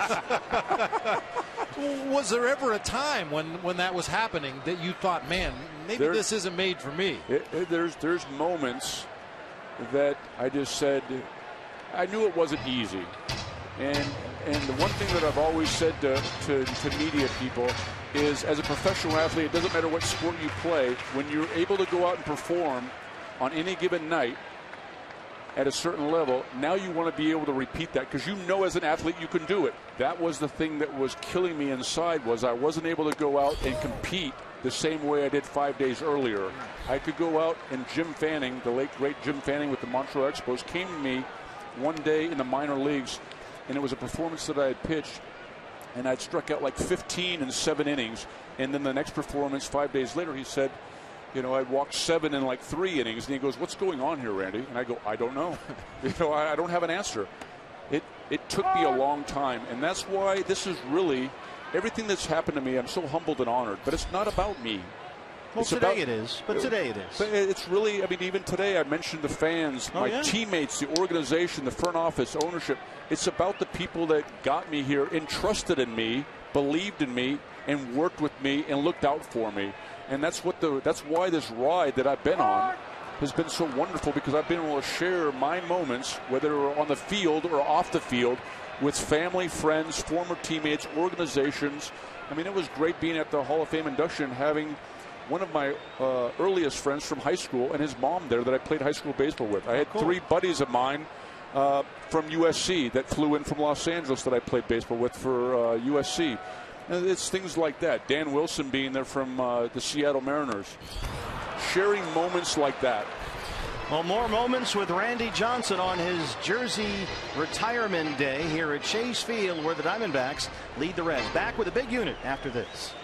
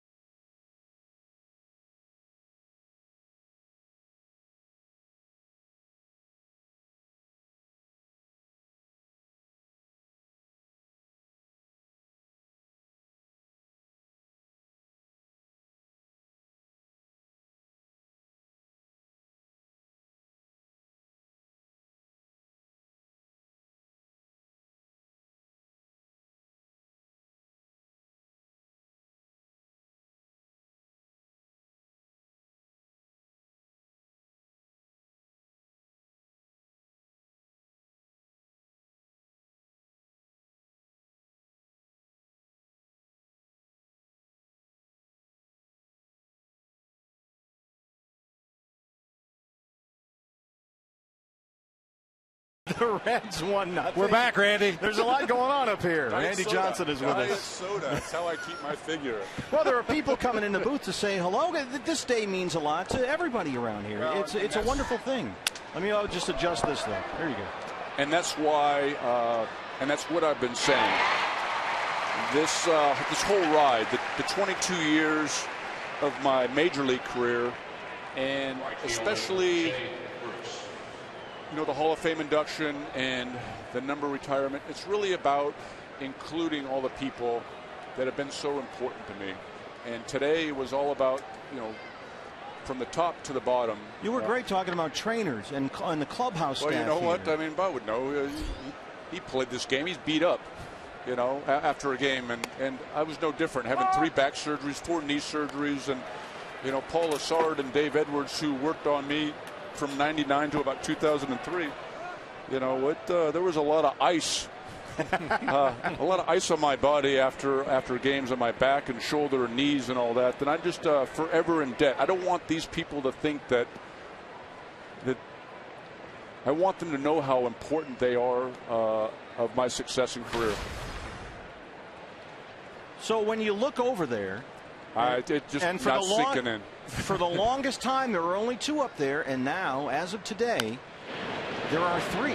When you look at the 51, I mean, how does that? I just got a feel? belly laugh. I just that's great. Kind of like I did when I threw the perfect game. I think it was a great evening with some of my teammates and some of the TV crew, and we had some drinks after celebrating. And then it was when the evening was over. I remember that evening being up in my room and just laughing out loud by myself, and people were probably thinking, "What the hell is going on?" But it was just.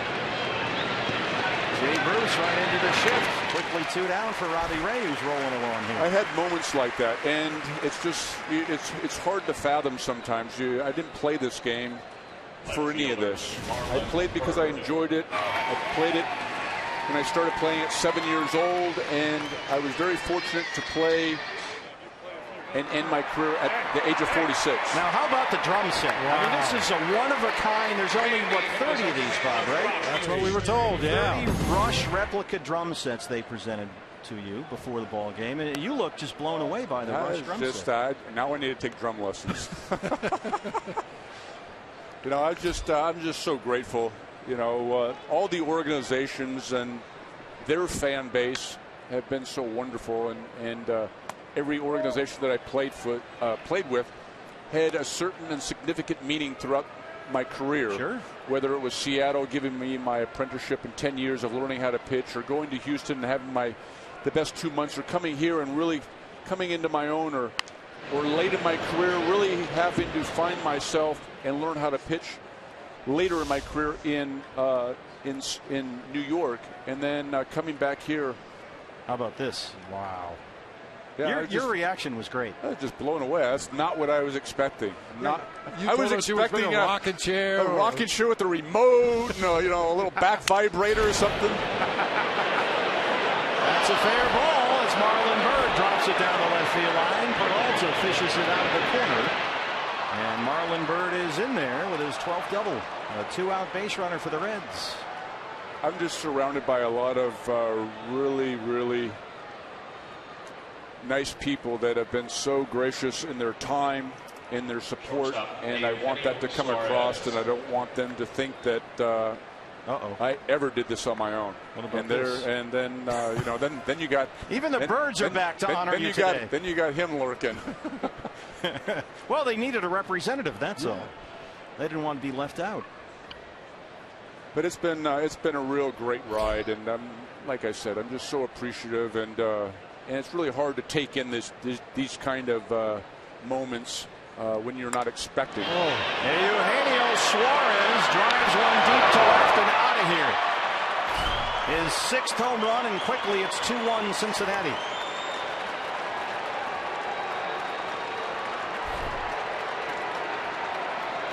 I know that you worked with Robbie Ray in Reno, didn't you, earlier this year? Me and Derek Hall and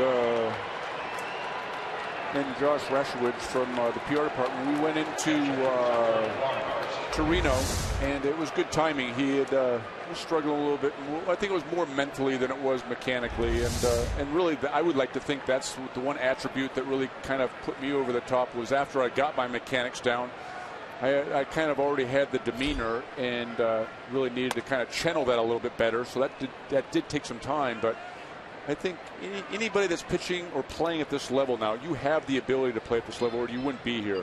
Now I think it's more of a mindset that will allow yourself to go out there and do what you need to do every day or every fifth day and do it on a consistent basis. And sometimes it's not easy. Sometimes you're tired, you're banged up, but you got to fight yourself through it. And you know, the one thing that I told the young pitchers and the catchers that were in the clubhouse this year in spring training was, pitch like it's your last game. And it took me a long time to understand that. After Barnhart hits a fly ball to deep right center field, and Cincinnati runs it down. The Reds get two. They take a 2-1 lead on Randy Johnson Day here at Chase Field. Back with more with the big unit right after this. I guess so. You're staying.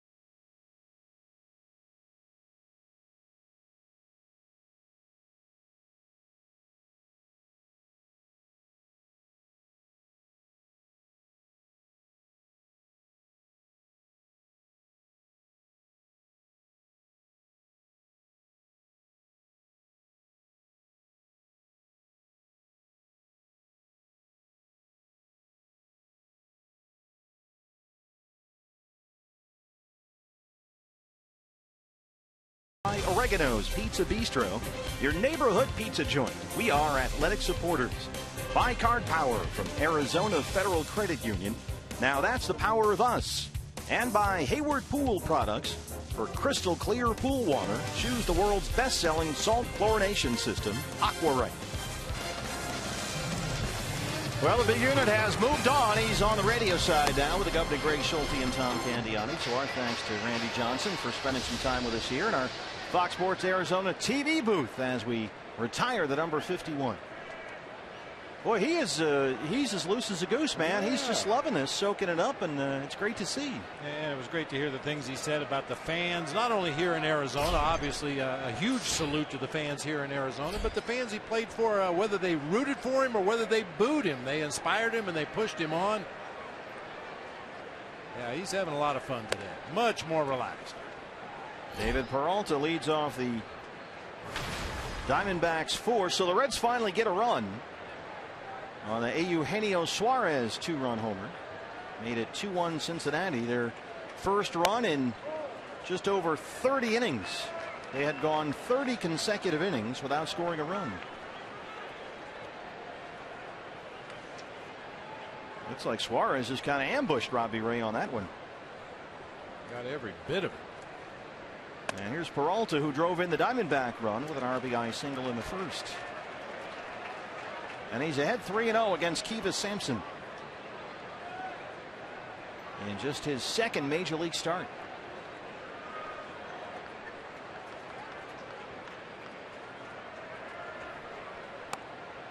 There's a strike. How about this, partner? 18. Well, when Zach Godley made his debut, he was the 18,564th player. Now, there's been a few guys that have made their debut since Zach Godley, but, you know, 18,500 plus. 1% of those players make it to the Hall of Fame. 215 members in the Baseball Hall of Fame. 1%. And some people will tell you that the standards have become too low. The Hall of Very Good guys are sneaking in. Some people think. Shift is on for Peralta, who fouls it off the net. It is a very exclusive club, that's for sure. Question. As Randy said, he never joined a fraternity in college. He wasn't one of those guys, but now he's part of one of the coolest fraternities there is. It was great to hear him talking about Tom Seaver and Nolan Ryan and Whitey Ford, and he told us between innings, I don't feel that I'm really on par with those guys, but he is. Well, the numbers would say that he is. Yes. You know, and I touched on it talking to Tom Brenneman before the ball game on the pregame show. You know, for all you sabermetricians out there, take a look at Randy's career numbers, his splits. It's just mind-boggling. Every conceivable number that you look at just jumps off the page, as this guy is one of the most dominating pitchers to ever put on a uniform. And as he mentioned, it was a struggle. The Expos tried it, didn't work. They sent him to Seattle, and he really didn't, quote unquote, figure it out until he was 29 years old. He won 19 games for the Mariners. But Randy Johnson, what's interesting about him is for 3 consecutive years, he led the league in walks. And then for the following 4 consecutive years, he led the league in strikeouts. The switch was instantly flipped. Right about at the age of 30, Peralta, a leadoff walk. And ever since then, from 30 on, look out. The strikeout numbers are staggering. Starting right here at Chase Field and Bank One Ballpark in 1999, when he struck out 364 batters in one season. And led the league in strikeouts in 4 of the next 6 years. One thing a lot of fans don't realize about Randy, because you want to come out every 5th day and watch him throw a perfect game, or watch him throw a no-hitter, or watch him strike out 20 guys, but he really did work extremely hard between starts, so that when he went out there every 5th day, he was at his maximum. Ooh, David Peralta wandered well off the bag there, but Barnhart holds the throw. That's the part that people don't see, the time in the weight room, the time in the conditioning, in the training room, trying to get your body put back together so you can go back out there on the mound once again and put your arm through one of the most unnatural motions you can possibly imagine. And with the violent force that Randy did, it's just amazing the physical condition he was in. And it seemed, as he said, to take a toll at 6'10" on his back. And all the pieces that have to stay together are in sync there with his giant frame out there. Beef Wellington flied out to center his first time.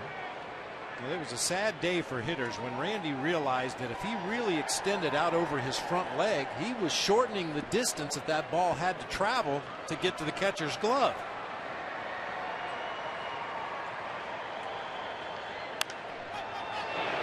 That's popped up first base side. 1 away. Hey fans, anytime the D-backs score 5 runs or more, Taco Bell is giving away 3 free tacos with the purchase of a large drink between 4 and 6 the following day at participating locations. Well, the Diamondbacks try and get this lead back. They led it 1-0 on a Peralta RBI single in the first inning. A Eugenio Suarez a 2-run homer in the top of the 4th. And here we are in the home half. 1 on, 1 out for Jake Lamb, who struck out his first time.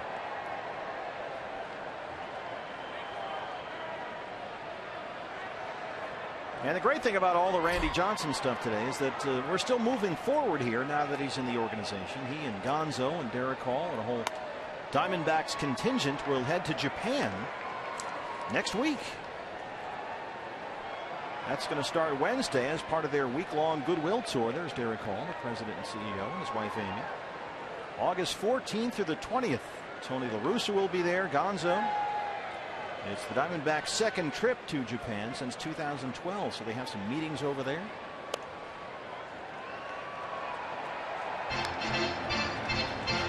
MLB Japan has an office over there. Several of the Japanese league front offices will be there as well. At the U.S. Embassy in Tokyo. So there's a lot going on there for the big unit. And then when he comes back here, as you heard him say, he's working with a lot of the Diamondbacks young pitchers. Both here and at the minor league level. 2-0 on Lamb.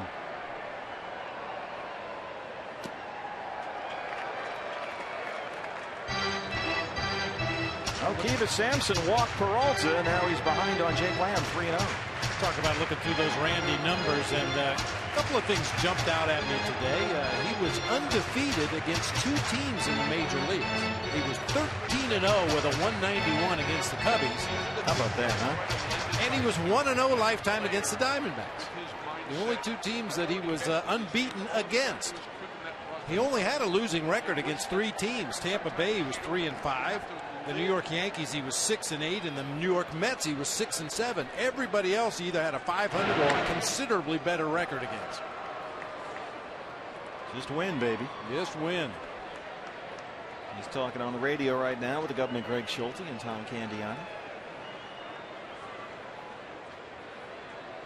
3-0 on Lamb. Ball 4. He has walked 2 in the inning.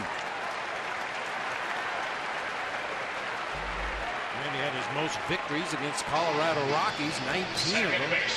And his most losses against the Milwaukee Brewers, of all people. 10 losses to the Brew Crew. Well, 2 on, 1 out for Aaron Hill now, who popped up his first time. Aaron had a pinch hit single in last night's ball game. Getting the start today at second base in place of Chris Owings. He's got Peralta at second and Lamb at first.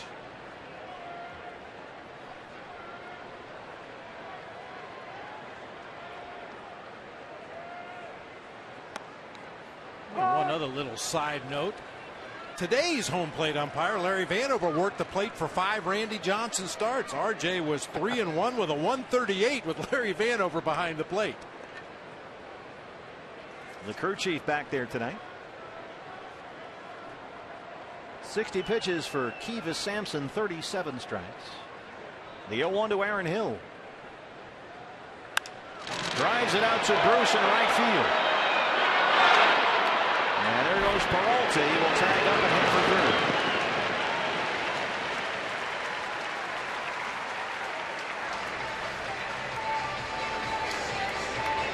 Hey fans, Goldie, AJ, Chip Hale, and the whole gang. I'll be back at Chase Field next year.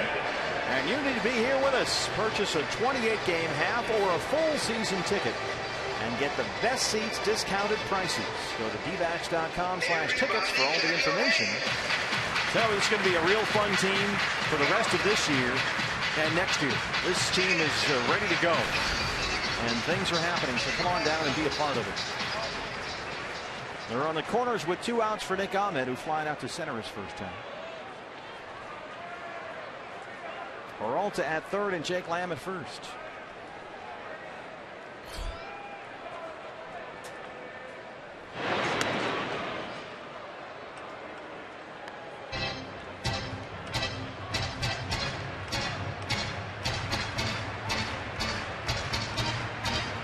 And speaking of season tickets, we've talked about the atmosphere here.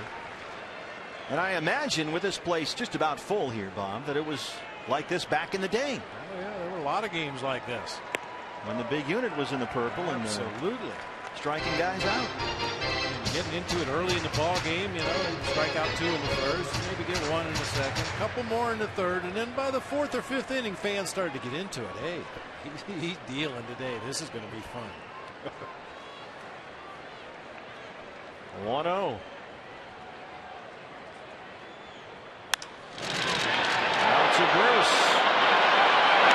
And the Diamondbacks get 2 on with 1 out, but they cannot get a run across. And through 4, they trail it 2-1.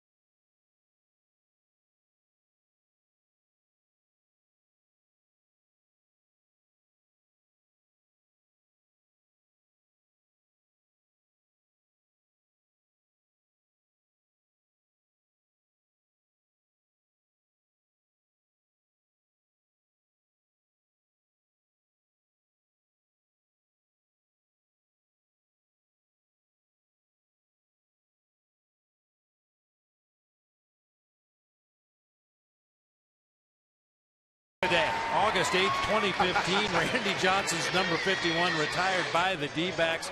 Just a tremendous ceremony on field before the ball game. Great time had by all here today, and a huge tip of the cap to the fans who came out here early today and sat through batting practice and sat through the grounds crew fixing the field and setting up the chairs and drums and everything on the field, and really everybody had a great day today on RJ's day. Now all we need is the Diamondbacks win as we start the fifth. They trail it 2-1. And the pitcher Kiva Sampson leads it off against Robbie Ray. Yeah, you nailed it, Bob. It's just a great atmosphere here today. It's a real sense of community and the organization where it was and where it's headed. You know, and we think this way. I don't think the players so much think this way, but this is one of those keynote games. You know, obviously celebrating Randy and his career and his induction into the Hall of Fame, but you got a full house full of hungry baseball fans out here today. If the Diamondbacks can put on a good show, show them the young talent that's going to be on this field the rest of the year and moving forward. I mean, we talk a lot about it. It could be a turning point game. You could win a whole bunch of fans over today. Well, 6 strikeouts for Robbie Ray. 1 away in the fifth. Things have been in a pretty good place here lately. They've won 9 of their last 13. They won the series opener here last night. Billy Hamilton. And hopefully can take advantage of the crowd's enthusiasm tonight. 1 away for Billy Hamilton.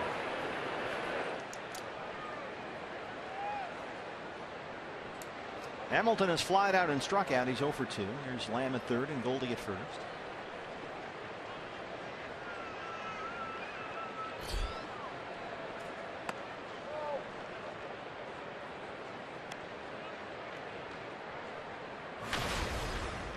Billy Hamilton now just over 220 and 3 homers. It's been a struggle to get on base and take advantage of that speed. He's a switch hitter, and his platoon splits are fairly indifferent. Not a whole lot of difference either way. He's not been a switch hitter for more than a few years. All part of his accelerated baseball training, trying to get that speed into the left-hand batter's box and learn to switch hit against right-handers. He does strike out a lot more from the right-hand side of the plate as opposed to or against his walks. 24 punch-outs, only 4 walks as a right-hand hitter. Nicely done by Robbie Ray on a hop right to him, quickly 2 down. Well, even a routine play like that, you've got almost no time to hesitate or make a mistake as he is flying up that line. We talked about the shift for Billy Hamilton in the ball game last night. You know, for guys like Joey Votto, you put 3 fielders on one side of the field, but against Billy Hamilton, everybody just moves in about 10 steps. That's the shift on Billy Hamilton. Brandon Phillips with 2 outs now. He is singled and walked. Robbie Ray at 70 pitches, 44 strikes.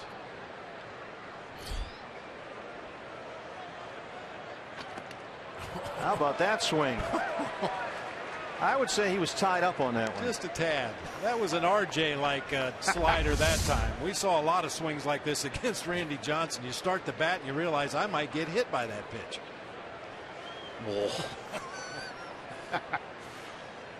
And a bit, sometimes you just got to wear it a little bit. Yeah.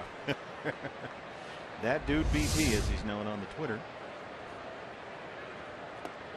There's another one. That slider's working here. 0-2. Well, for a guy that coming into this ball game had a reputation of being a big-time fastball pitcher, Robbie Ray likes his fastball. He'll throw it a lot. He is dealing with that slider today.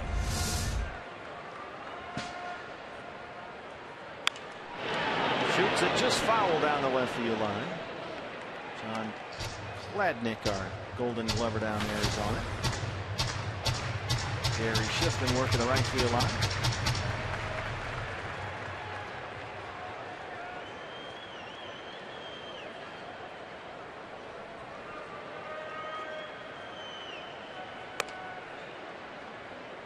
Brandon Phillips had a historic day late last month talking about all of Randy Johnson's history. Well, this guy, July 30th in Cincinnati against the Pirates, went 4 for 5 with 2 homers and 7 RBIs. The first player in baseball history to finish a game with 4 hits, 2 home runs, 7 RBIs, and 2 stolen bases.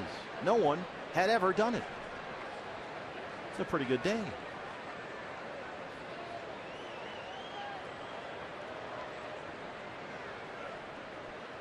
That's a pretty good month for some people.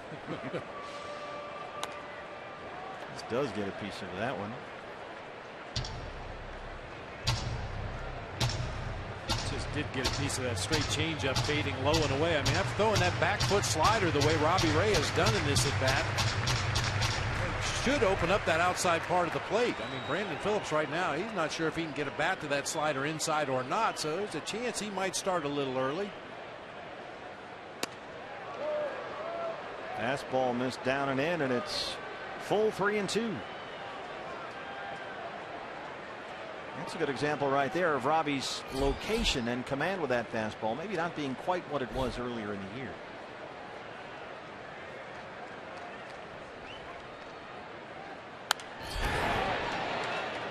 Sticks with a fastball. 9th pitch coming up.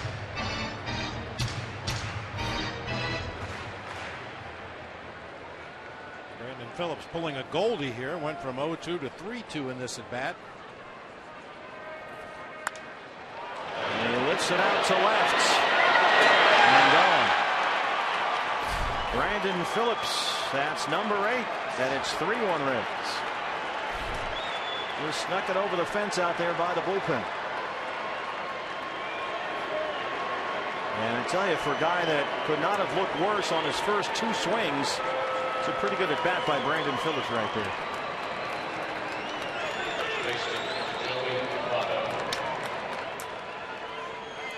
Second home run for the Reds today. Just didn't get that slider to the spot he was looking for. Just kind of stayed out there over the inner third of the plate. Joey Votto.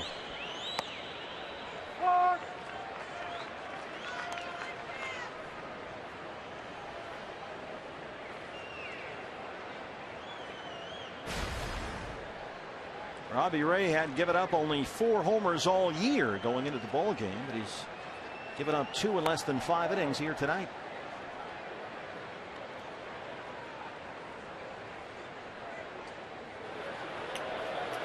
Suarez a 2-run shot in the 4th. Phillips a solo homer here in the 5th. Boy, what an at bat by Brandon Phillips. This is how it got started. Slider down and in. He almost fell down trying to swing at that pitch and get out of the way at the same time. But then on the 3-2 pitch, Robbie Ray does not get the slider to the location he wanted it. Brandon Phillips hit the same pitch out of the ballpark. That's a pretty good adjustment over the course of 1 at bat. But also a good example, right, of a guy taking advantage of a mistake. He hung a slider. Yeah, good hitters hit mistakes. That's the pitch that has to get down, not up.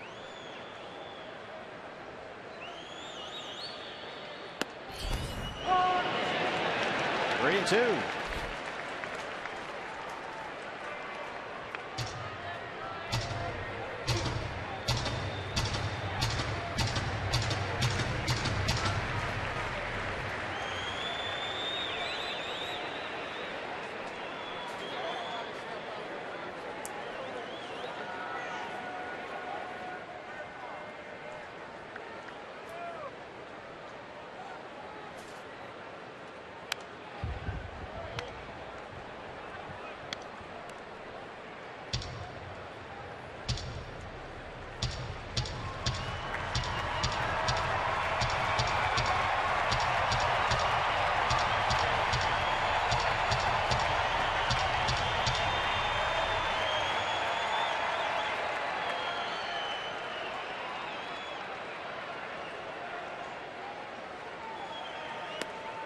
Called strike 3. Hold on there, Joey. Larry Vanover rings it up. That's 7 strikeouts for Robbie Ray, but Brandon Phillips, a 2-out solo homer, his 8th of the year, makes it 3-1 Reds. It's the D-backs versus Cardinals here at Chase.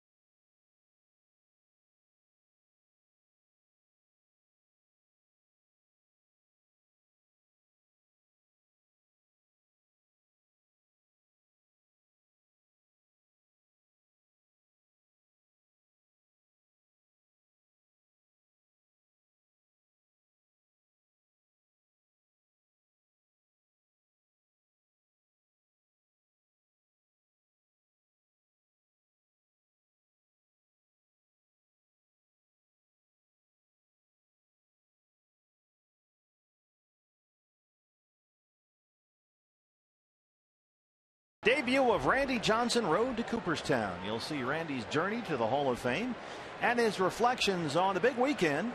Randy Johnson, Road to Cooperstown, hosted by Todd Walsh tonight, right after the postgame show, only here on Fox Sports Arizona. Got to eat sometime. It's been a busy day for Randy, just grabbing a bite to eat while he can. Robbie Ray leads off the Diamondback fifth against Kivas Sampson, who's now got a 3-1 lead.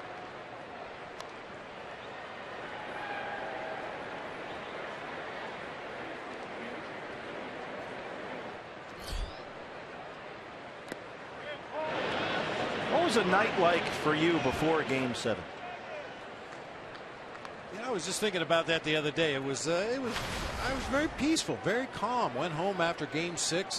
Put a whooping on the Yankees that night. Got everybody that needed to get into a World Series game an opportunity to go out there and do their thing. And got home that night. My wife Joan and I had some reheated pizza. Of course. What else? We watched On Golden Pond. I'm not a big Jane Fonda fan, but there's something very calming about the scenery and the lake. Wait a minute. Yeah. You just blew out the Yankees in Game 6. Yeah. You're going to manage the 7th game of a World Series. Yep. And the night before, you and Joan are eating reheated pizza watching On Golden Pond. Yeah. Whatever works. Whatever works. And yeah, we tried to go to bed and I couldn't sleep. It was pointless to try to get any sleep at all. So I went out in the backyard, and back in the day I used to enjoy a cigar from time to time. It was a beautiful, clear night in the valley. And could see the stars, and just said a few prayers to the baseball gods. You know, these guys deserve this. They've all had exemplary careers, and if you see fit to bestow upon them a World Series trophy, it wouldn't hurt my feelings, and the baseball gods oblige. I mean, I was laying out in the backyard on a patio chair. I heard the newspaper hit the driveway. It was like 5:30 in the morning, and I can't sleep, I can't eat, I'm just pacing the house. And finally Joan said, why don't you just go to the ballpark? You know, you're not doing yourself or me any good. Go to the ballpark. So I think I got here probably about 10 o'clock in the morning before Game 7. Wow. Just couldn't wait to get started again. Just couldn't wait. Ender singled and stole the bases last time up. He's 1 for 2. The reason I asked that was because you had that night, apparently, while you were watching Jane Fonda and Henry Fonda. Anyway, on Golden Pond. Yeah, they're both in that. But knowing that you had Randy in your back pocket, that you had saved him in Game 6, and you had that card in your deck, and you probably figured you were going to use it at some point. Well, we thought maybe, in a tough at bat with Tino Martinez or Paul O'Neill, one of their tough lefties, or if we had to turn Jorge Posada around to the right side, we didn't think we were going to need him for an extended time. But as you probably heard by now, that little video clip they have, he says, you can take me out of this game now, but you have to make sure and pitch me tomorrow. Well, Schill would have had a perfect game going. That might have been tough to do, but I think I knew where he was coming from. He just wanted the opportunity to compete. And if I was going to make him stop competing in Game 6, he wanted to make sure he had a chance to do it again the next day. 1-2 pitch. Boy, and for me, we talked about this a week or so ago. The Kirk Gibson limping to home plate in the '88 World Series. Knicks fans will talk about Willis Reed dragging his bad leg out to center court to start an NBA playoff game. But when RJ walked from the dugout down to the bullpen, that got one of the greatest reactions maybe in the history of sports. Eugenio Suarez, the throw pulls Votto off the bag, and Enciarte's aboard.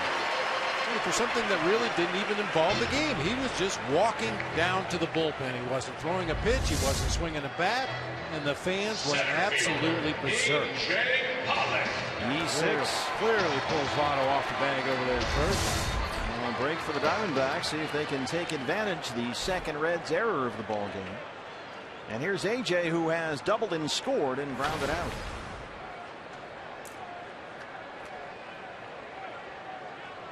Now, after Game 7, I didn't get home till 5 o'clock in the morning. I would hope not. He'll drop that breaking ball in there from time to time and steal a strike. This guy is just making his second ever major league start, Kivas Sampson. I don't imagine you got a whole lot of sleep in the days following that one. Not too much, for all the right reasons.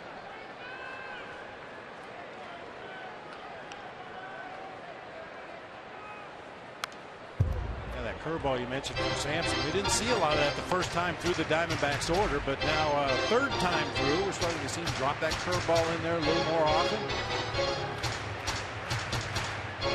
Red skipper Brian Price, before he became a skipper, was one of the most highly respected pitching coaches in the game, so I'm sure he's had a real hand on this young rotation that the Reds are running out there. An all rookie rotation.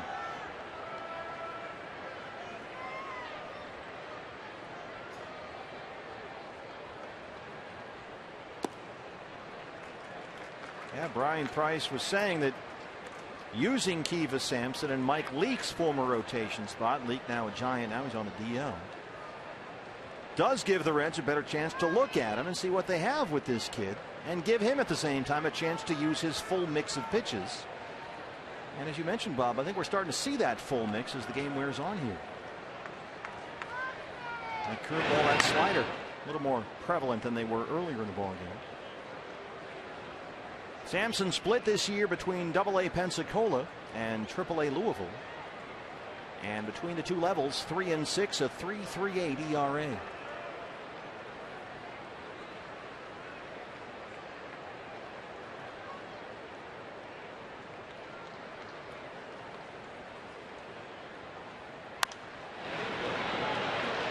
And Sampson pitched very well for their AA team, the Blue Wahoos in Pensacola, Florida. 8 starts, a 1.85 ERA. And then he went to AAA Louisville and had some problems there. The ERA jumped up a bit, but that tends to happen there. He looked very good in his last minor league start. That was July 24th, so very recently. 8 scoreless innings at Indianapolis. And Brian Price said he just threw the ball beautifully, so they brought him up. They felt like the time was right.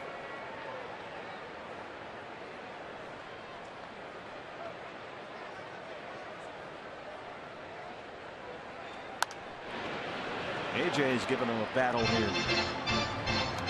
I would imagine that it's always good if you're a hitter to foul off pitch after pitch and extending it back, but eventually if you're going to wait for that pitcher to make a mistake, a rookie in his second big league start would be more inclined to make that big mistake. Well, you would think so.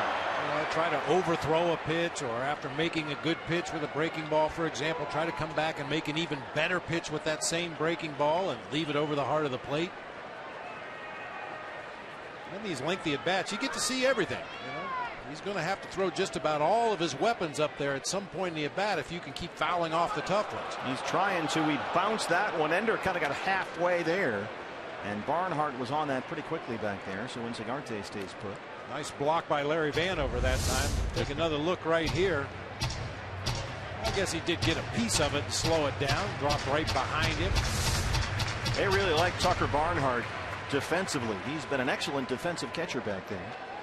They're without their all-star Devin Mesoraco, who's missed most of the year after hip surgery. But Barnhart has been a minor league Gold Glove catcher before, and he's done a good job this year. 80 pitches, 50 strikes. Here's the 2-2.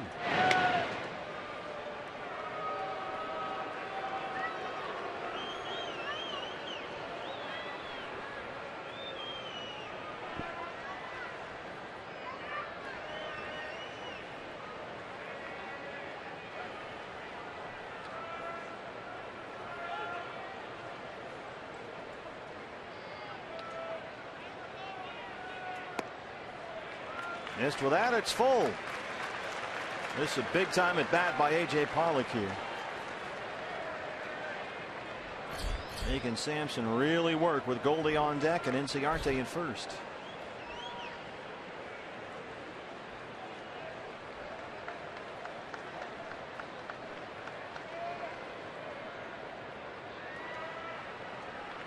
Three-two pitch.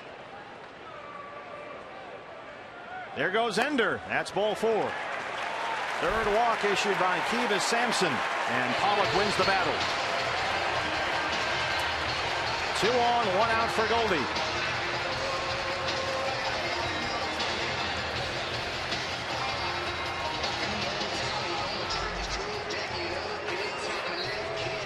see if the kid can bear down.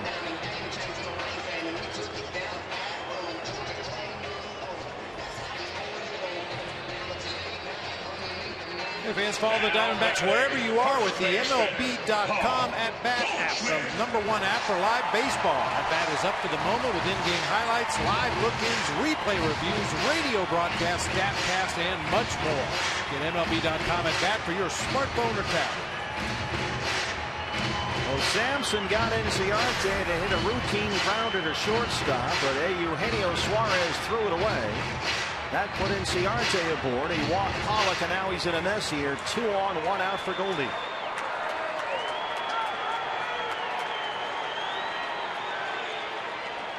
D-back still with only 3 hits.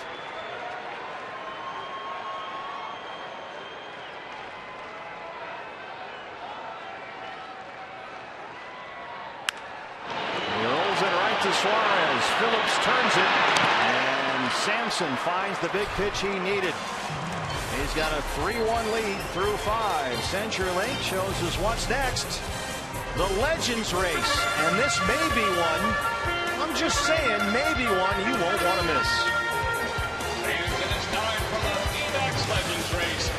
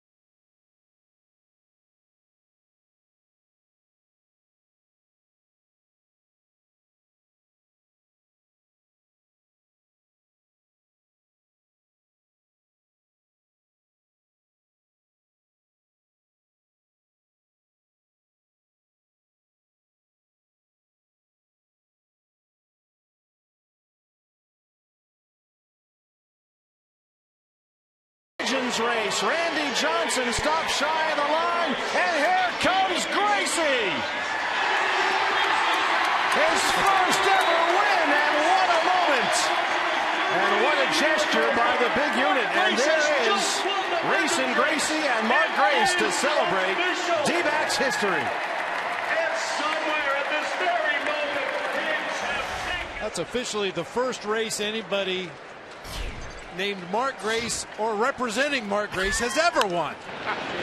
Doc Frazier lifts that in the air along the right field line, and Ender Inciarte almost overran it.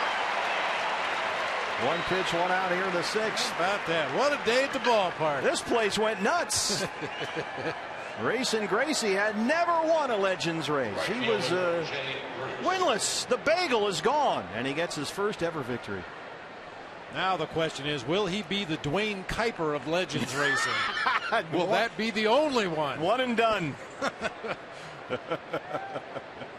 That's a great comp. Here's Jay Bruce. Dwayne Kuiper, of course, played a long time in the big leagues. Hit 1 homer. 1 homer, which was perfect. 2, big deal. It just got lost. Look at Gracie back there, just bathing in the adulation.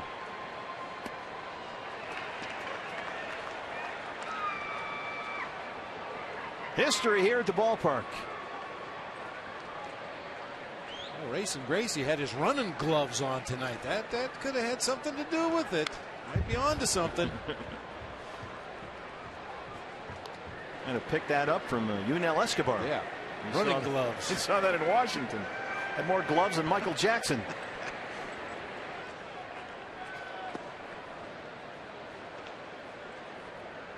Well, this is quite a day. This just went from historic to epic. 90 pitches for Robbie Ray. And he strikes out Jay Bruce. That's 8 strikeouts, 2 down in the 6th. Left fielder, Marlins Bird.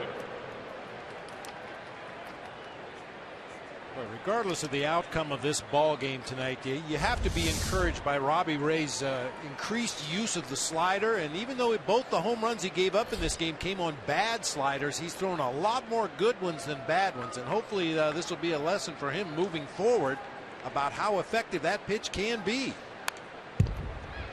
He's always been a fastball changeup guy, and that was sort of the book on Robbie Ray when he was acquired from the Tigers. After having come up in the Washington National system, is that he did not have that third pitch. But the slider has come along nicely. And 8 strikeouts ties a career high. He's done that 3 times now this year. He's ahead of Marlon Byrd, 0-2.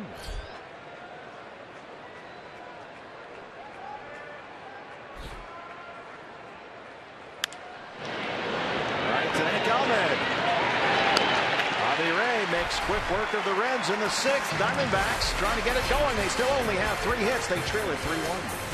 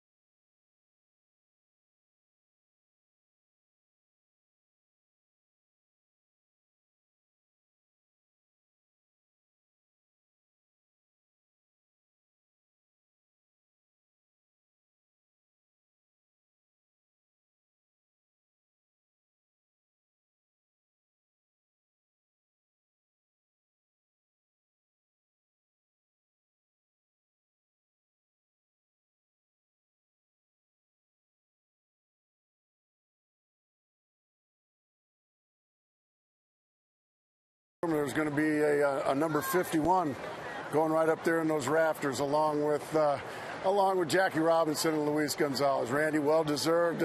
51 will be up there forever, as it should be. You're a Diamondback for life, and that makes all of us Diamondbacks proud. And you know what? Be proud, my friend. You should be. And Gracie should be proud as well after his first Legends race win in his 427th attempts. But the number here tonight is 51. Everybody having fun with Randy. And Diamondbacks retire his jersey number. Bottom 6 now. D-backs trying to get it going against rookie Kivas Sampson. They trail it 3-1. Peralta has an RBI single and a walk.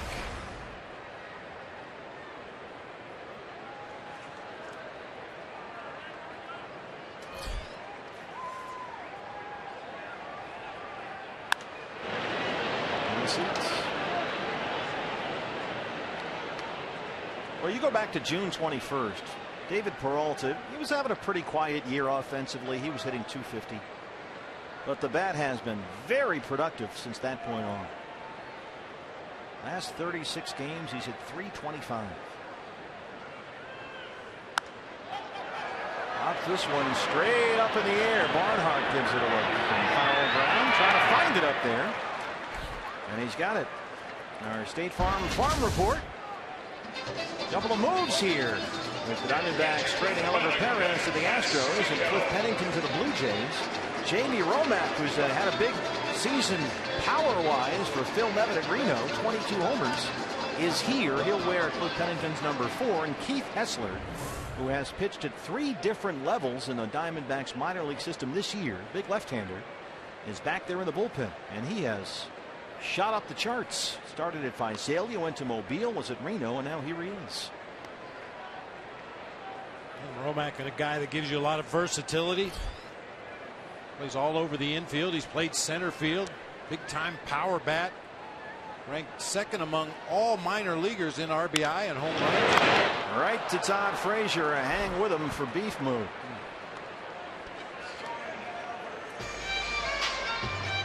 Two down for Jake Lamb. Third baseman, Jake Lamb. Kiva Sampson has had a couple of errors behind him, and he's walked 3, but he's given up only 1 hit since the first inning. That was an Enciarte single in the 3rd. He has walked 3. He's got 4 strikeouts. Lamb has struck out and walked 0 for 1. Sanderson Ford bullpen. Addison Reed, the right-hander, is throwing down there. Bobby Ray, after his last inning, he pitched 6 full, getting a lot of congratulations for a pretty good effort here from his teammates after the end of that inning. So it looks like he might be done. Jake Lamb shoots it out to right center. A base hit for Lamb. Just the 4th hit for the Diamondbacks. Second baseman, Aaron Hill. Nice quick swing by Jake Lamb. We've seen more and more of those quick swings recently. Good solid contact. Line drive into the gap in right center. Aaron Hill 0 for 2. Time for a quick word here. Jeff Pico, the pitching coach. Reds bullpen is busy down there. Jeff Pico spent a lot of time in the Diamondbacks organization as a minor league pitching coordinator. Jumbo Diaz. That might be the best name in sports. And there is Jeff Pico.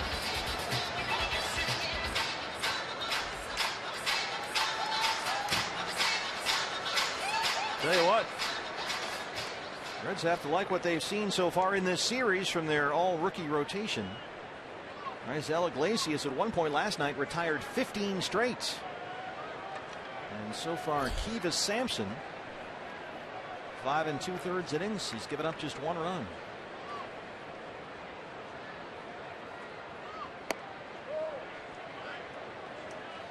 Still a little bit of a honeymoon period for these young pitchers in the Reds rotation, and certainly teams will accumulate more and more video scouting. Their advanced scouts will get eyes on these guys, and you know, the hitters next time around will have a much better idea of what to expect from some of these young Red starters. And it toward the right field corner.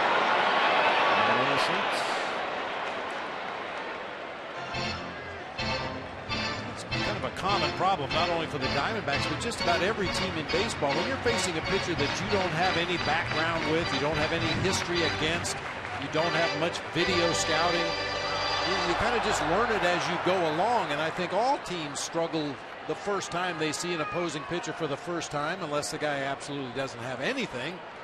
But that element of surprise when you don't know an opposing pitcher works definitely to his advantage. There's another good example. He dropped that breaking ball in there first strike, and he's ahead 1-2.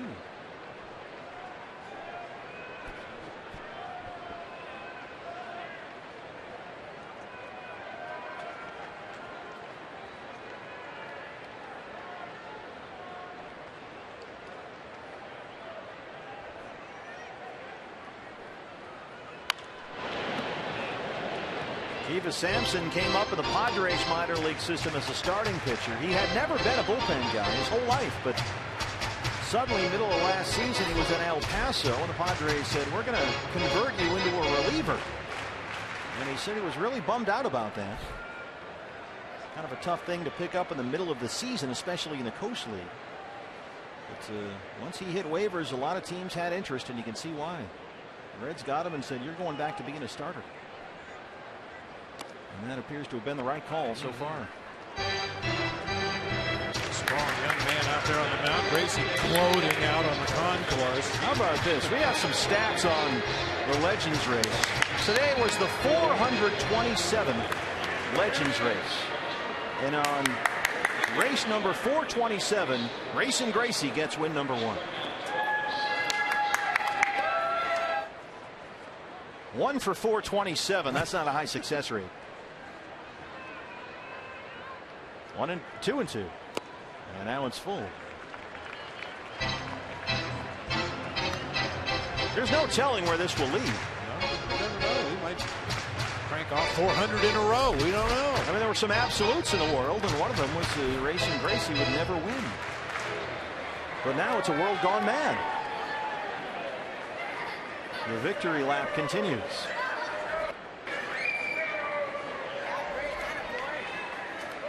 Getting some attaboys. Attaboy. 3-2 pitch. There goes Lamb from first, and Aaron Hill bounces it to Frazier at third. Once again, the Diamondbacks strand a base runner through 6. They trail it 3-1.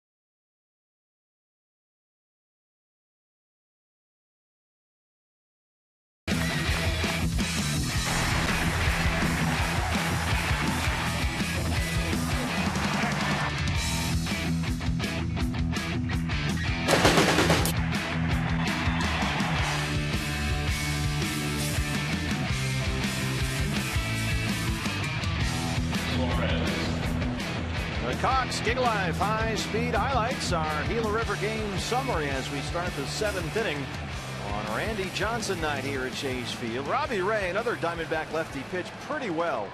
1 walk, tied his career high with 8 strikeouts. He really only made mistakes twice all night long, but as a result, it's 3-1. And Addison Reed is on to start the 7th. The home run by Suarez, who leads off the inning. The 2-run shot in the 4th. And then the solo homer by Phillips in the 5th on a hanging slider. 30th appearance of the year for Addison Reed. Other than that, Robbie Ray was really good. Yeah, really good. And, you know, as he gets more confidence in that slider, he won't make those mistakes as often. And, you know, occasionally guys have to pop up mistakes too. But tonight they didn't. They squared him up and hit him out of the ballpark. And the Diamondbacks have had their chances. They've had 2 runners reach on an error. Kiva Sampson has walked 3, but they've just not been able to take advantage when they've had their opportunities. They've been out hit 5-4 and trail it 3-1.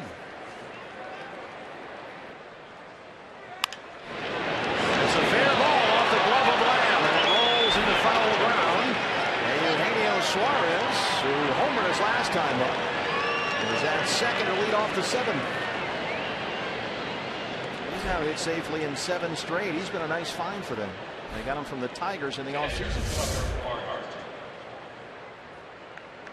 It's kind of a funny reaction that time by Jake Lamb. Normally very sure-handed, especially to his backhand side, but that time the ball hits off the little finger of his glove and trickles over into foul territory, allowing Suarez to advance to second base. That's ruled a double all the way for Suarez. Just kind of an unusual attempt that time by Jake Lamb. Tucker Barnhart, the catcher, has singled and flied out. He's 1 for 2. He had been hitless in his last 17 at bats coming into the ball game. He has been primarily a defense first type catcher. And the Reds, having traded away almost all of their veteran starting pitching since the end of last year, that very young rookie rotation, they really like the fact that Barnhart has caught most of these young pitchers in the minor leagues, and that, says Brian Price, gives him immediate credibility. And they consider him an outstanding catch and throw guy behind the plates. Under a diving Goldie and into right. Suarez stops at third, and Barnhart has his second hit tonight.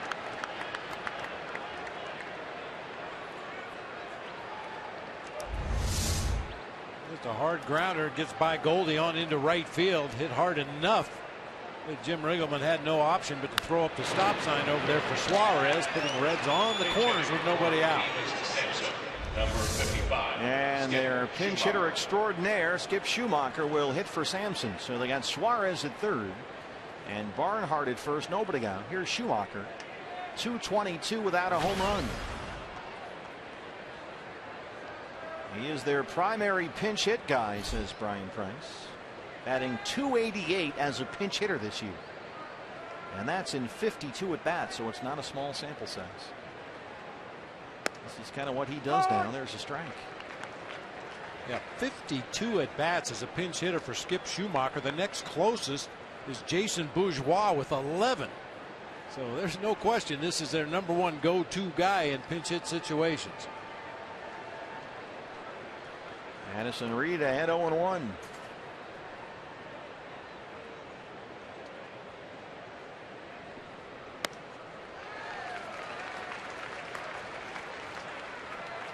Skip Schumacher. Here are the pinch hit numbers. That's pretty good.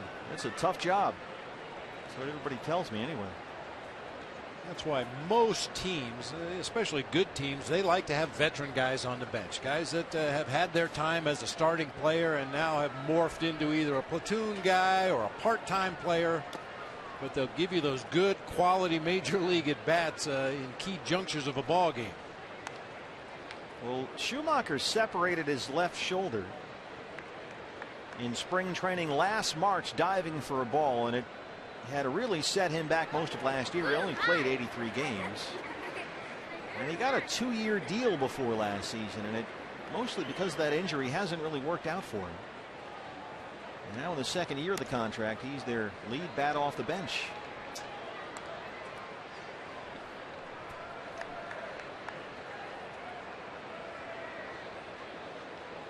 Parts of 11 years in the big leagues. Just 27 career home runs. There's not a ton of power here.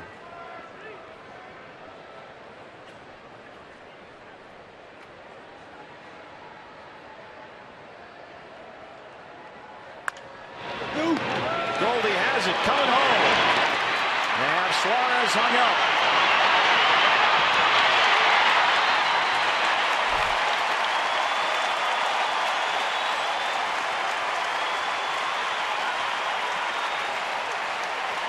Barnhart moves into second, and Schumacher's aboard at first. They get the lead man Suarez. Nice play by Goldie. Kind of a half dive to his right. Perfect throw to Wellington Castillo, and then a perfectly executed rundown. Get the guy committed, going back to the bag, then give the ball up to the infielder. Jake Lamb caught and tagged at the same time.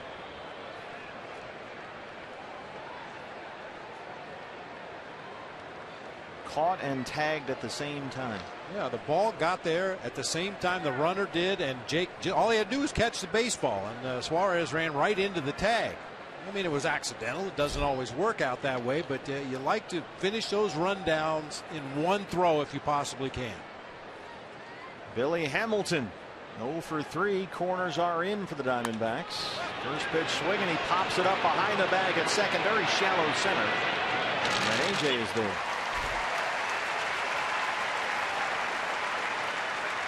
The key to any rundown, no matter where it is on the field, is to make that runner commit. And right there, Suarez had to commit to third base, and that's when Wellington Castillo gives up the ball. Just an easy catch and tag for Jake Lamb right there.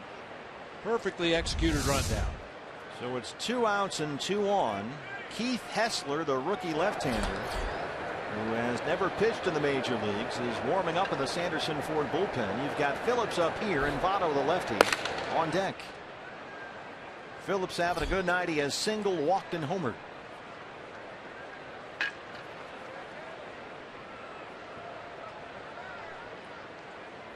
Two on and 2 out.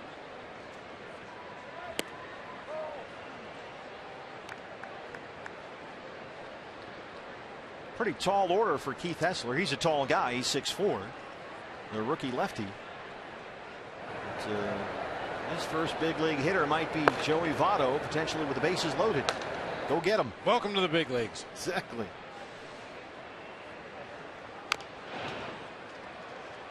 That's something I think every young player goes through. On, you're facing baseball cards at this point. You just got called up from the minor leagues, and you're looking in there.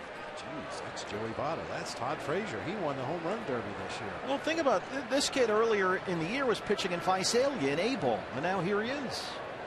You're right. That's a great way to put it. He is pitching to baseball cards. Yes. 1-1. Chase to high one there. Addison's ahead 1-2. Single in the first, walked in the third, a solo homer off Robbie Ray his last time up in the fifth. 2 outs on a 3-2 pitch.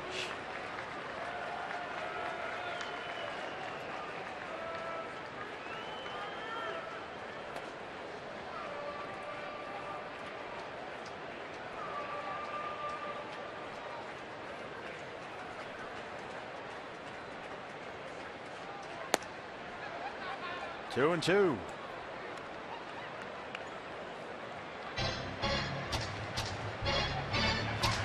Addison Reed trying to continue his comeback story. Has looked much better since about a month-long stint with AAA Reno. Now in a setup role.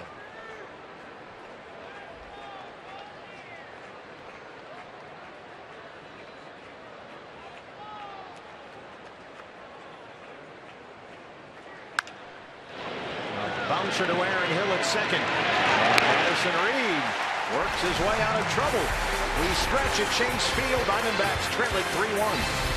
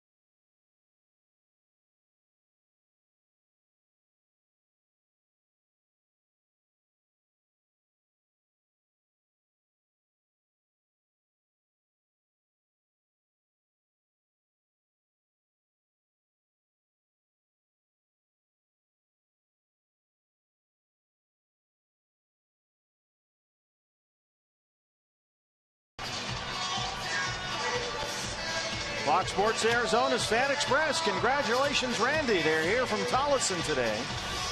And they were on the bus. There they are. They are with Fox Sports Arizona. Fan Express celebrating Randy's retirement. And it's great to have him with us. A full house at Chase Field. And the Diamondbacks trying to get something going now. Home half of the 7th. And here he is, Jumbo Diaz. And this guy has been pretty tough since he was called up from AAA right after the All-Star break. And 9 appearances since. He's got an ERA under 1. Big-time strike thrower, 40 punch-outs in 32 in the third against only 7 based on balls. He's listed in the Reds media guide at 6'4", 278 pounds. Jumbo Diaz. Wow. He was on their opening day roster. It didn't really work out all that well. He had an ERA over 6.5 in his first 25 relief appearances. And then they sent him down to AAA Louisville in early June. But since he's been back after the All-Star break, he's been really good. Nick Ahmed, the number 8 hitter, will lead it off. Pitcher spot after that, Jared Saltalamacchia is in the on-deck circle. Ahmed so far 0 for 2. He is twice flat out.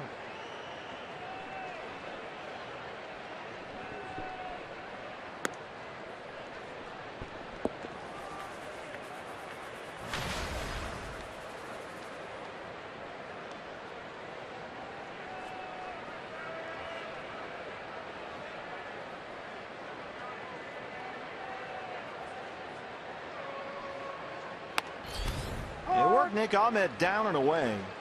Nick doing a better job in the mind of Chip Hale and the coaches of not swinging at everything inside. They had been, opposing pitchers, tying him up and jamming him during that extended slump when he had that 4 for 53 not too long ago. And that they thought was a big reason why, but he's been able to lay off that pitch lately. And now they just work him away.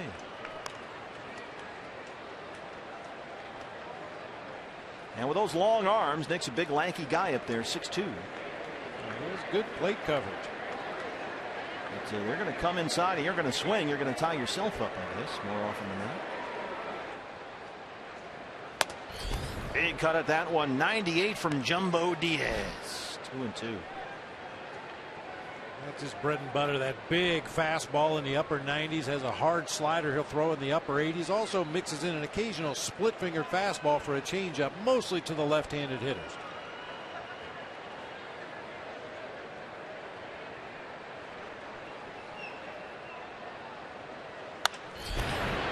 Look out, Dave McKay. Quick feed down there. Gary Schiffman's on it. Our Golden Glover down the right field line.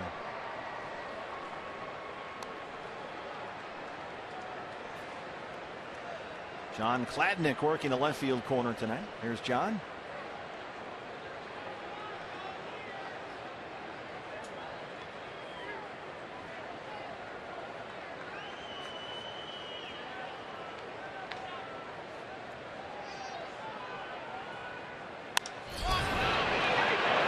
Easy fly ball for Jay Bruce.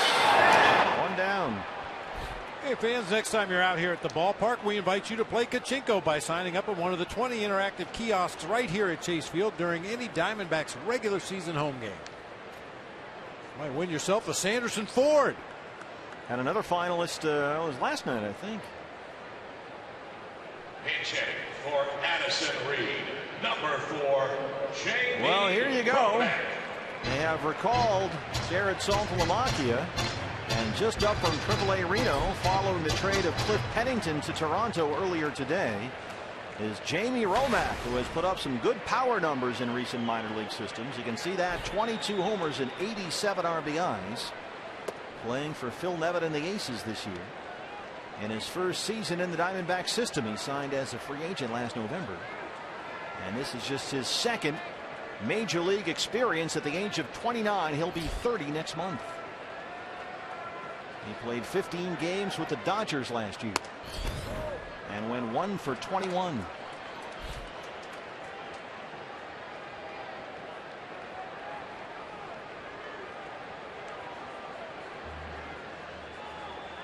And Cliff Pennington is off to Toronto, where they are in a full sprint to catch the Yankees, and they have tremendous momentum in Toronto, behind the Yankees in the AL East. Tulo hit another homer today. The Blue Jays have won 7 straight.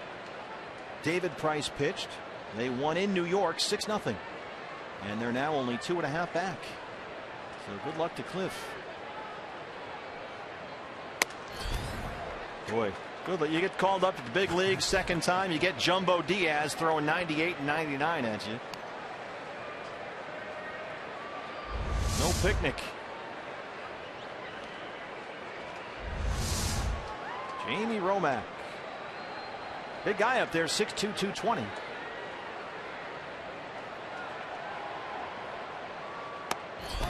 Called strike 3, 100 miles an hour, and he dots the corner. Ha! That ain't fair. Right fielder, It's hard to throw a better pitch than that. Funny, coaches will tell you in the minor leagues, especially if you're a prospect, hey, it's going to get easier. The higher up the ladder you move, the easier it is. The lights are better, the batting boxes are better, the fields are better, everything's better. Pitching's better too. Face a guy throwing 100 miles an hour, dot in the corner. Ender Inciarte, a single and a stolen base in the 3rd. He's 1 for 3. Jumbo's got it cranked up there, upper 90s and triple digits.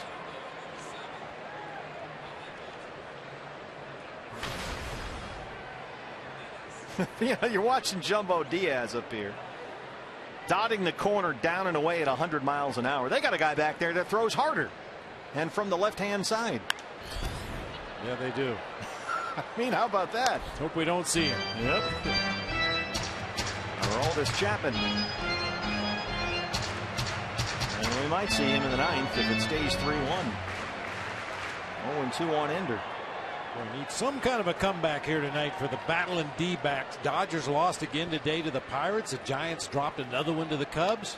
Chance to gain a whole game on the 2 teams in front of you in the standings. 100 miles an hour again. And Ender slaps it foul.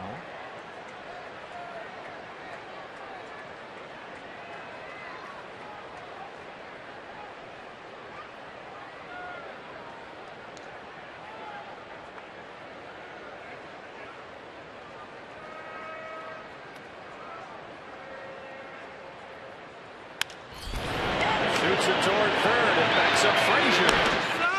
And Jumbo Diaz throws a few 100-mile-an-hour fastballs and gets 3 outs. It's 3-1 Cincinnati.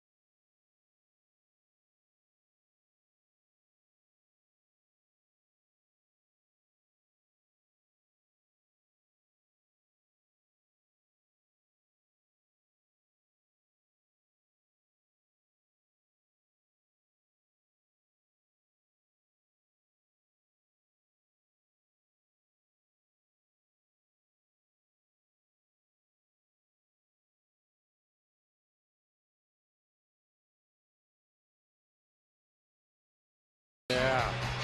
And selected our AZ Data Strong fan photo of the game, brought to you by T-Mobile. There's Marcy. Marcy is she's all over the Twitter. She's a good Twitter D-back fan. Yeah, very active in social media. Tweets a lot of Diamondback photos, and she's got our T-Mobile AZ Data Strong fan photo of the game. And now it's time for the Major League debut of Keith Hessler.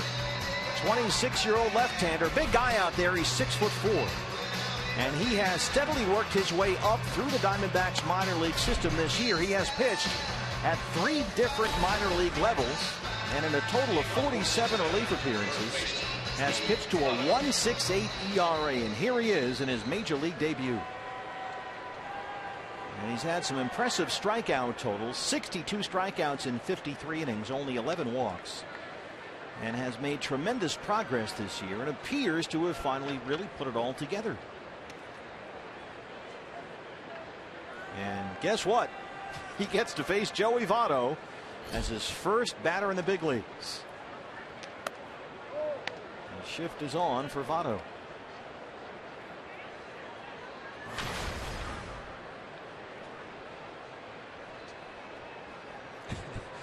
And it's not a Tuesday night game against the Brewers with, 15,000 people in the stands. It's RJ number retirement day. Another pretty good lefty. Full house in the ballpark. Go get him. Well, why not have it this way? Yeah, why not? I mean, considering what this young man has accomplished this year, 3 different minor league levels all in one season. Votto takes him the other way. Peralta at the track at the wall. He's got it in the corner. David Peralta takes extra bases away from Joey Votto.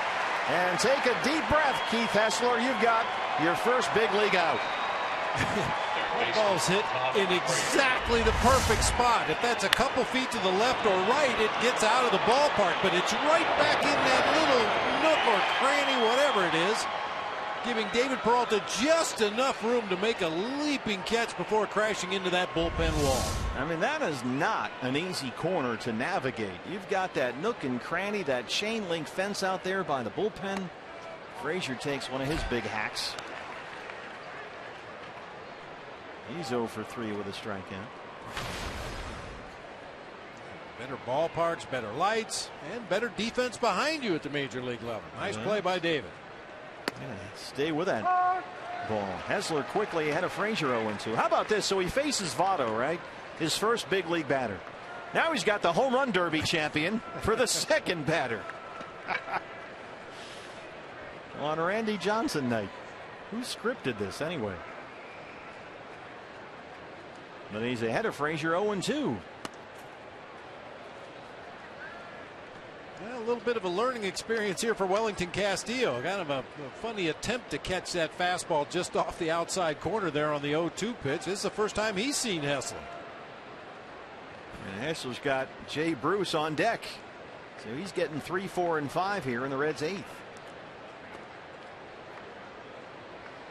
Keith Hessler, originally a 28th round pick by the Diamondbacks 5 years ago out of Coastal Carolina University. He's a Chanticleer. He didn't sign. He wound up signing with the Diamondbacks the following summer. And as we said, started at Visalia, went to Mobile, he was at Reno, and now here he is. And he's got his first big league strikeout. He strikes out the home run derby champ. 2 down. Right fielder, Jay Bruce. Frazier could take some funny looking swings, and look at this Hessler. He was just going to keep pitching with the same ball. He got his first major league strikeout, but Wellington Castillo got a new ball from Larry Vanover, said, let's throw that one out of the game. You might want it on your mantle someday. And there it is, and it's got that Randy Johnson logo on it. That's something else. So now the lefty-lefty matchup with Jay Bruce. The shift is on, and there's strike 1.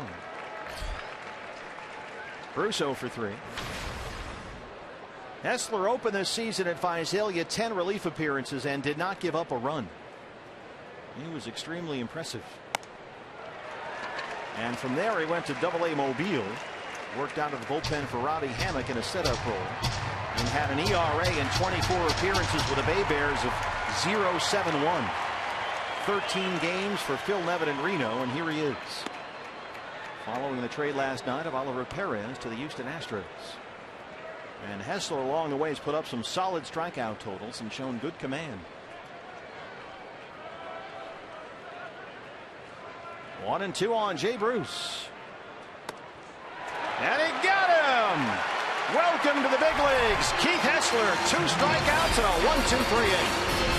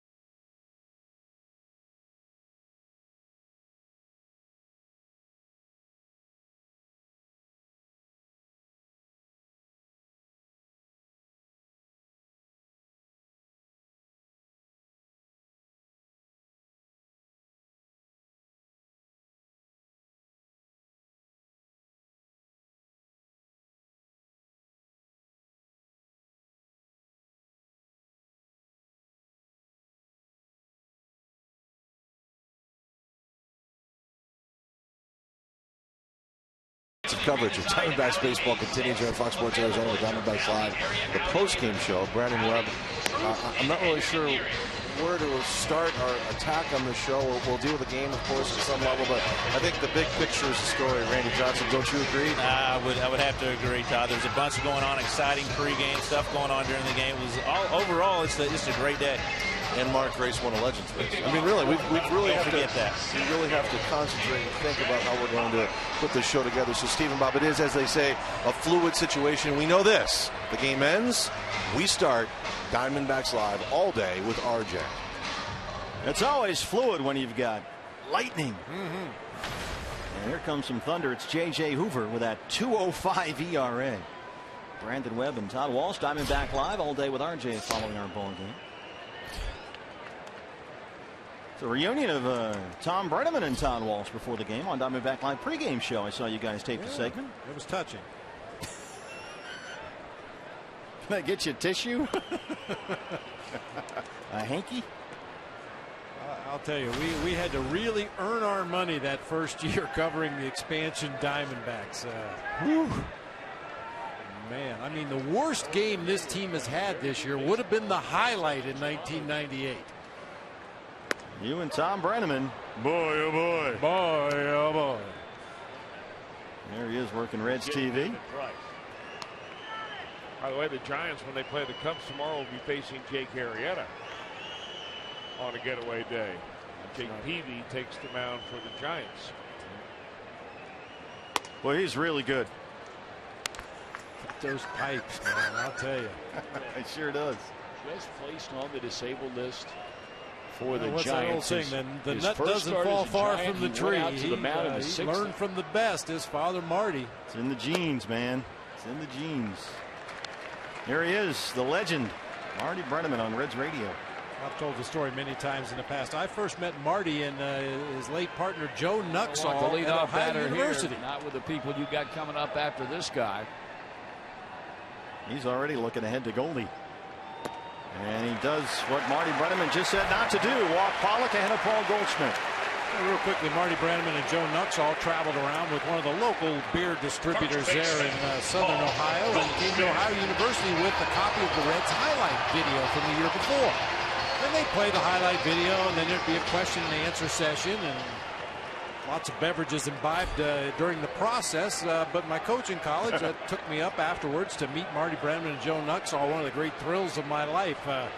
Marty actually says he remembers it. I seriously doubt that, but it made a big impression on me. Goldie 0 for 3. And Barnhart wants to get together with Hoover. Goldie at the back end of the last road trip went through that stretch that was the worst of his career. 0 for 15, 9 strikeouts, and then he snapped it with that 3-hit day Wednesday in Washington.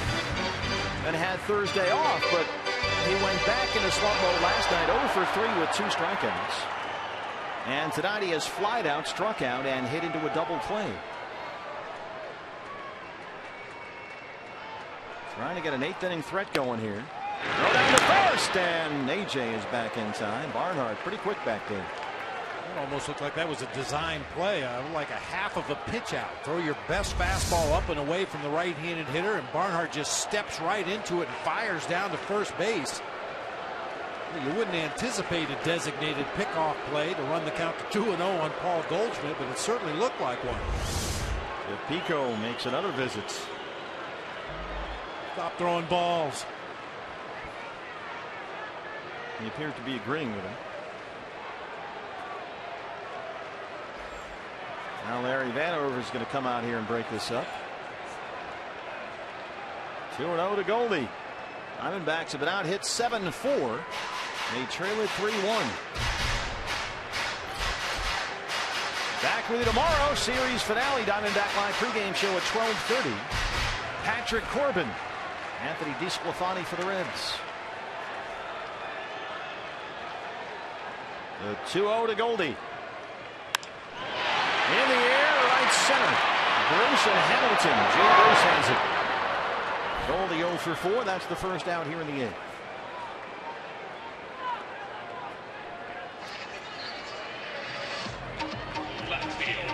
David Peralta. Reds have a righty and a lefty, it appears, working in their bullpen. Aroldis Chapman is up. That's him on the right.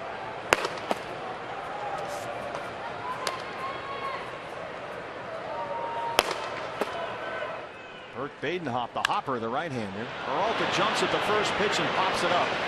Frazier's under it. 2 down. So you've got Burke Badenhop, the right-hander, Aroldis Chapman, the left-hander. Diamondbacks bullpen very busy as well. A pair of righties throwing down there. This is always an interesting situation, Bob, if you're the home team here, trailing in the bottom of the 8th, because you have to get one guy up, I guess, in case you get the lead, your closer, and another guy up in case you don't. And that looks like what Chip Hale's done right here. David Hernandez and Brad Ziegler. Is that standard? Yeah, that's pretty much standard operating procedure. Beef Wellington. I'll tell you one thing about Tucker Barnhart behind the plate, and we've noticed it from the first inning of this game until that last delivery. Really nice job of making low pitches look good. Some guys are good on working one corner or the other corner, but man, he makes those low pitches look a lot better than they really are. An outstanding catch and throw guy, says Brian Price. And as we know, pitching coaches tend to be very attached to good defensive catchers. And Price now the manager. Beef Wellington down 0-2. Barnhart this year has also hit a little bit, and that's helped him get more playing time. Castillo, 7 homers in his last 10 games. Needs something here. And the pitch on which Castillo homered last night against lefty Manny Parra was not an awful pitch. It was right off the edge of the strike zone, low and away. And Beef just took a nice, easy swing and lifted it the other way. His career high 14th homer, 12th as a Diamondback. But he's down here 1-2.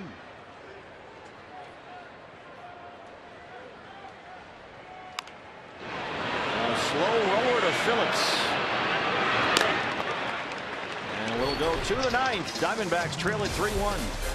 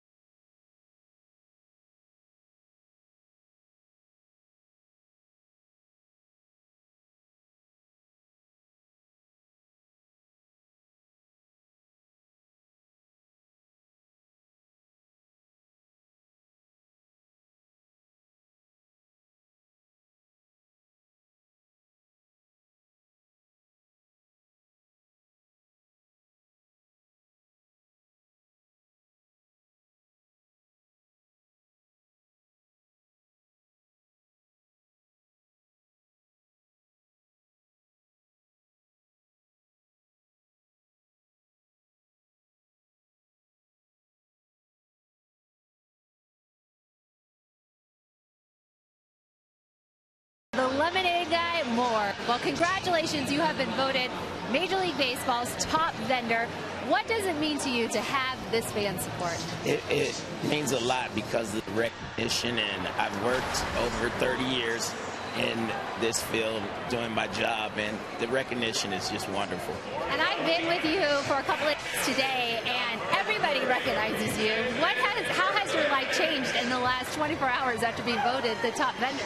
Actually, I have to take a lot more selfies now and you know, say thank you for all the congratulations. And 30 years in the business as a vendor, you've done Super Bowls, All-Star games for NBA, Major League Baseball, football. You've done the Super Bowl, as we mentioned. What has been your favorite? You've worked from Arizona to San Diego, all over the country. What stands out to you? The MLB All-Star. That was wonderful. I like to say MLB knows how to do an all-star game. I mean, it's just, everything's just right. You know, it was just, everybody was friendly. You know, they do it just right, you know. Now, good broadcasters a lot of times and singers will have to drink the tea to keep their voice. Do you get hoarse often? Do you drink the lemonade to keep your voice? How do you preserve your voice? I do use tea. I drink a lot of lemonade, but I do use tea with lemon, and it helps. Right, that's good to hear, and we, of course, had to end it on your infamous call. Give it to us right here. Lemonade, lemonade like Grandma made. Yeah, baby. You know you want it. Nicely done, Derek. The champ is here. Marlon Byrd leads off the ninth against David Hernandez. And, you know, I got home after the ball game last night. I turned on the old laptop. I go to MLB.com, as I always do, just to check stuff out from other games. And right on the front page of the website, BB, right as you log on, there it is, big picture. Diamondback Lemonade Guy, #1. And again, Diamondback fans did a tremendous job last night in rocking the vote. Yeah, in case you weren't aware, you weren't with us last night, Derek was trailing by about 3,500 votes at 8:15. And within about 15 minutes, he went from down 3,500 to up 4,000, thanks to the Diamondbacks fans that went on MLB.com and voted. Well, there's been a problem that's come up. He can't sell any lemonade now because he's always taking these pictures. Yeah. Marlon Byrd gives this a ride. It's headed toward the pool. And it's gone. Marlon Byrd. That's his 19th homer, the third home run for the Reds tonight, and they lead it 4-1.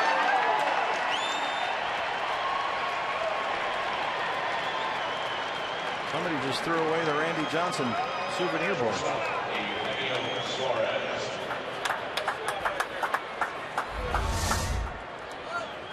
Pitch up and out over the plate, much like the one you talked about, Wellington Castillo going to the opposite field the other day. Just a nice, easy swing. Get the barrel on that pitch up and out over the plate, and it carries a long way.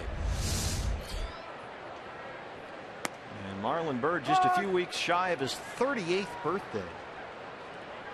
Still got to think that there's somebody out there that's in a pennant run that's going to want him his 150th career home run. Here's a Eugenio Suarez, who homered in the fourth. He doubled his last time up. And he's had a good series here. But Hernandez ahead 0-2.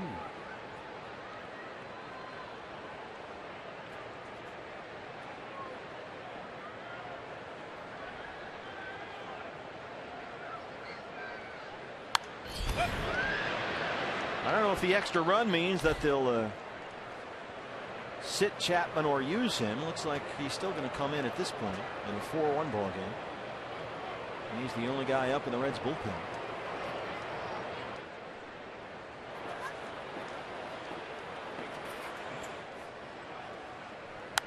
And there were discussions at the trade deadline between the Diamondbacks and the Reds about Aroldis Chapman, but the price, we're told, was simply too high. I think we'll definitely see Chapman in this game. He hasn't pitched since Wednesday. We talked earlier in the ballgame about the Reds' offensive struggles to put runs on the board. He just hasn't had chances recently to get on the mound and get some work.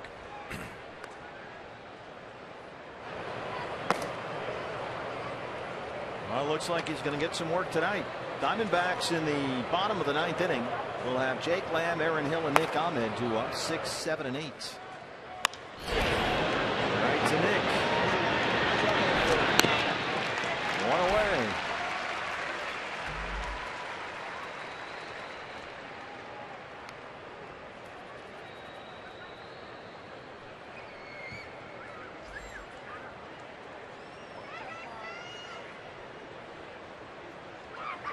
Tucker Barnhart now the catcher.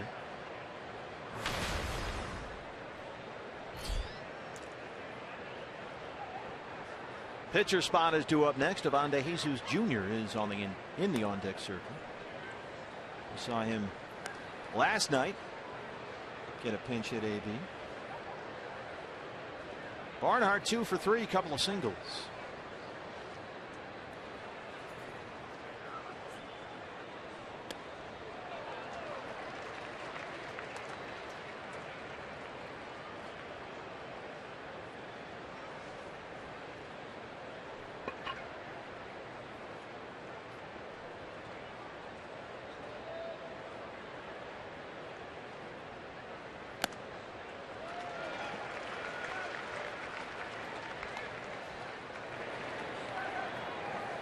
Had a great crowd here tonight. 40,512 to watch number 51 get retired by the D-backs.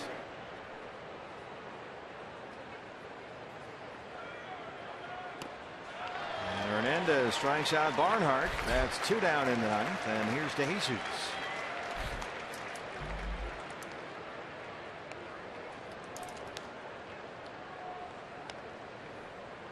Pinch hitting for J.J. Hoover, number 3, Ivan DeJesus Jr. DeJesus 281 and 4 home runs.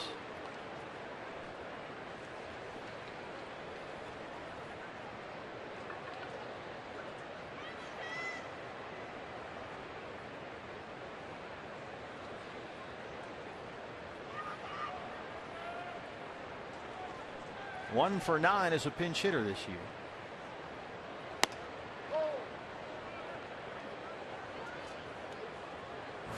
This guy got called up in early June, and he's done a nice job. He started games at 5 different positions.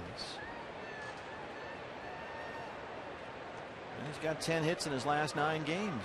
Done a lot of good things for the Reds, says Brian Price. He lifts this in the air out toward Edgar Enciarte. And that's the end of the 9th. But Marlon Bird's 19th of the year tacks on a run. Here comes Chapman. Diamondbacks down 4-1.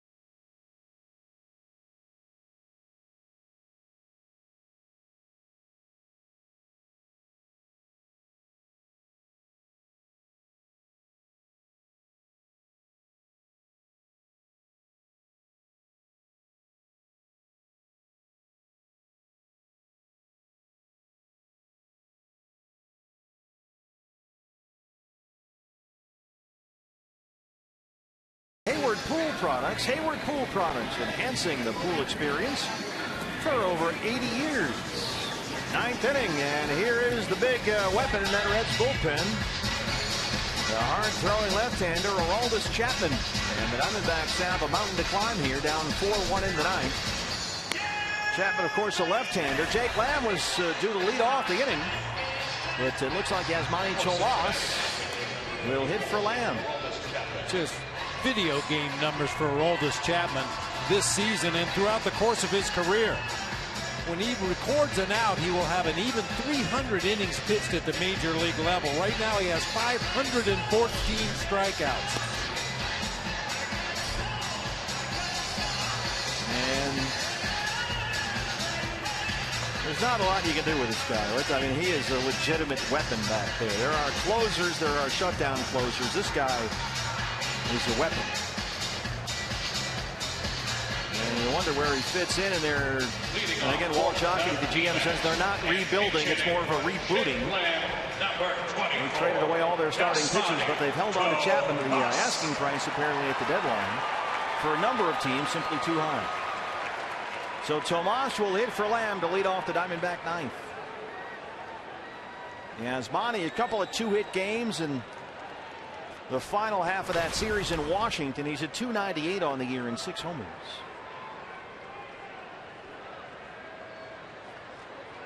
The at-bats have not been quite as disciplined, and that's a great example right there as those we saw earlier in the year. The head comes flying up, and it just hasn't been as tight as it was the first half of the year. But then again, this guy makes a lot of people look bad. Get it started early. 101 right out of the gate. How about 102? 101 and then 102 to start it off. Just getting loose. Yep.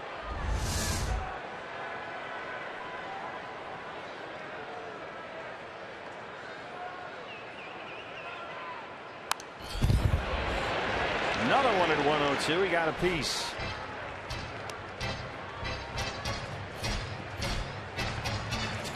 Ha. Those are changeups.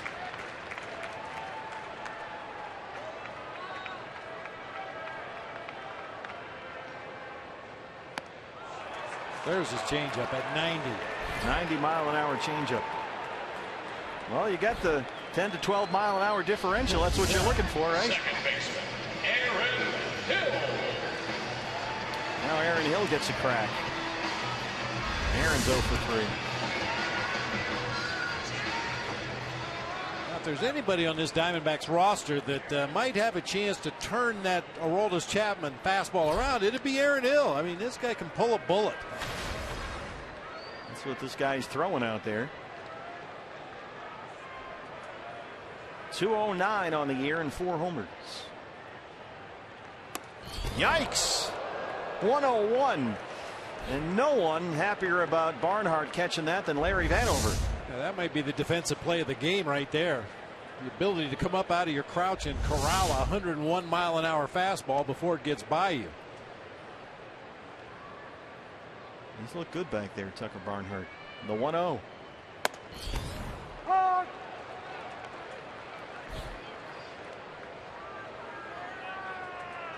Not a fun at bat,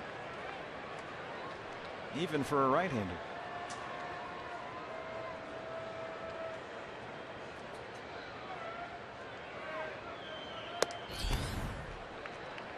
Nick Ahmed is due up next, and Jared Saltalamacchia is in the on-deck circle.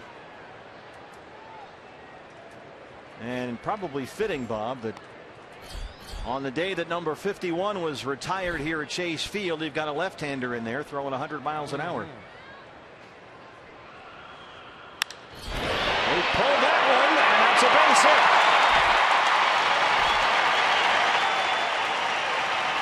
.100 on the radar gun, but it's a single for Aaron Hill. We said Aaron Hill could pull a bullet. He loves fastballs. Doesn't matter how hard you throw him. And tries to hit just about everything into that left field corner. Able to get out there in front of that 100-mile-an-hour heater. Line it into left for a base hit. So Salty gets a crack. 178 for the year and 3 homers. He's been a productive bat lately. RBIs in 4 of his last 5 games. He had a pretty good road trip.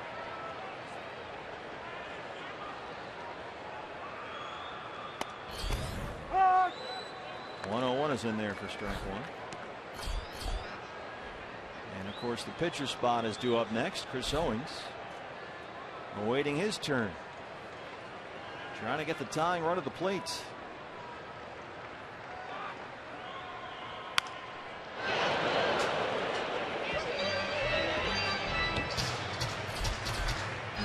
Diamondback Live post-game show. Brandon Webb and Todd Walsh follows our ball game.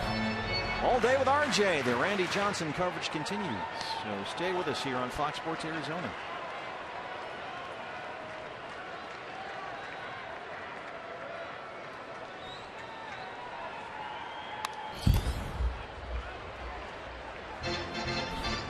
You really don't have to swing too hard as a hitter to hit the ball a long way against the Aroldis Chapman. You just got to get the barrel to the ball. So you start swinging when the catcher's given the signs, yeah, right? That would help, yeah. This is where you have to swing quick, not hard. The harder you swing, the longer your swing gets, and you'll end up getting a handful of splinters from this guy. You need to be quick. Run 5-hole on Barnhart, and Aaron Hill will advance. Right through the wickets that time. I don't know if he got crossed up or not.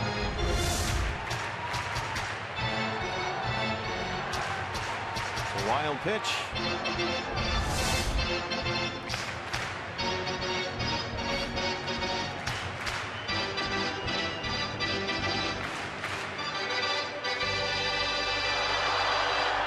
Salty homered in his last ball game. That was at Nats Park on Thursday.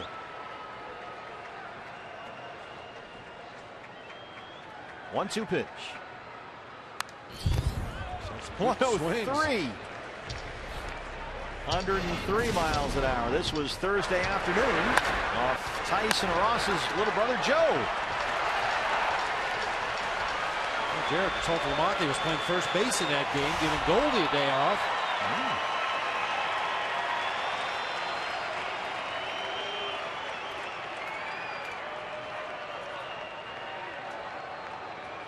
Salty had a number of big hits on that last road trip.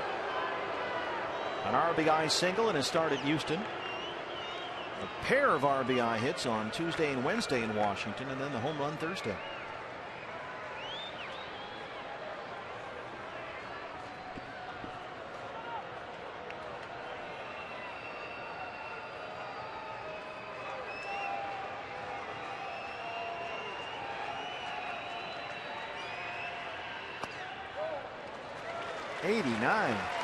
Another changeup for Chapman. As I said, Salty took a couple of good rips at those fastballs in the low 100s. So Chapman thought maybe I can get fooled with a changeup here, but he misses to run the count to 2-2.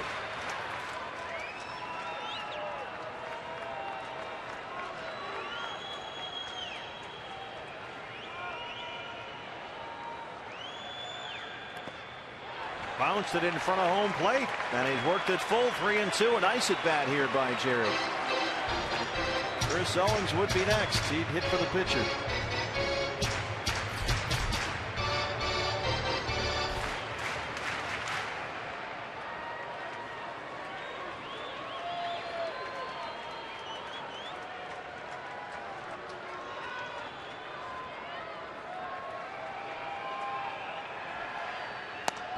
Got him.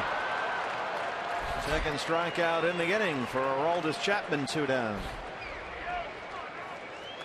Our Arizona Federal Credit Union power player of the game. Who else but another power left-hander, Randy Johnson. Replica of the one used by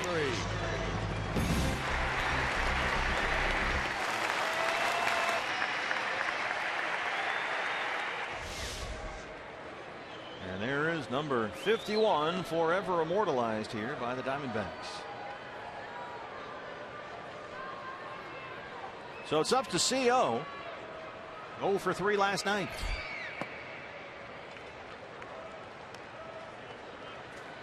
First in there at 227 and 3 home runs.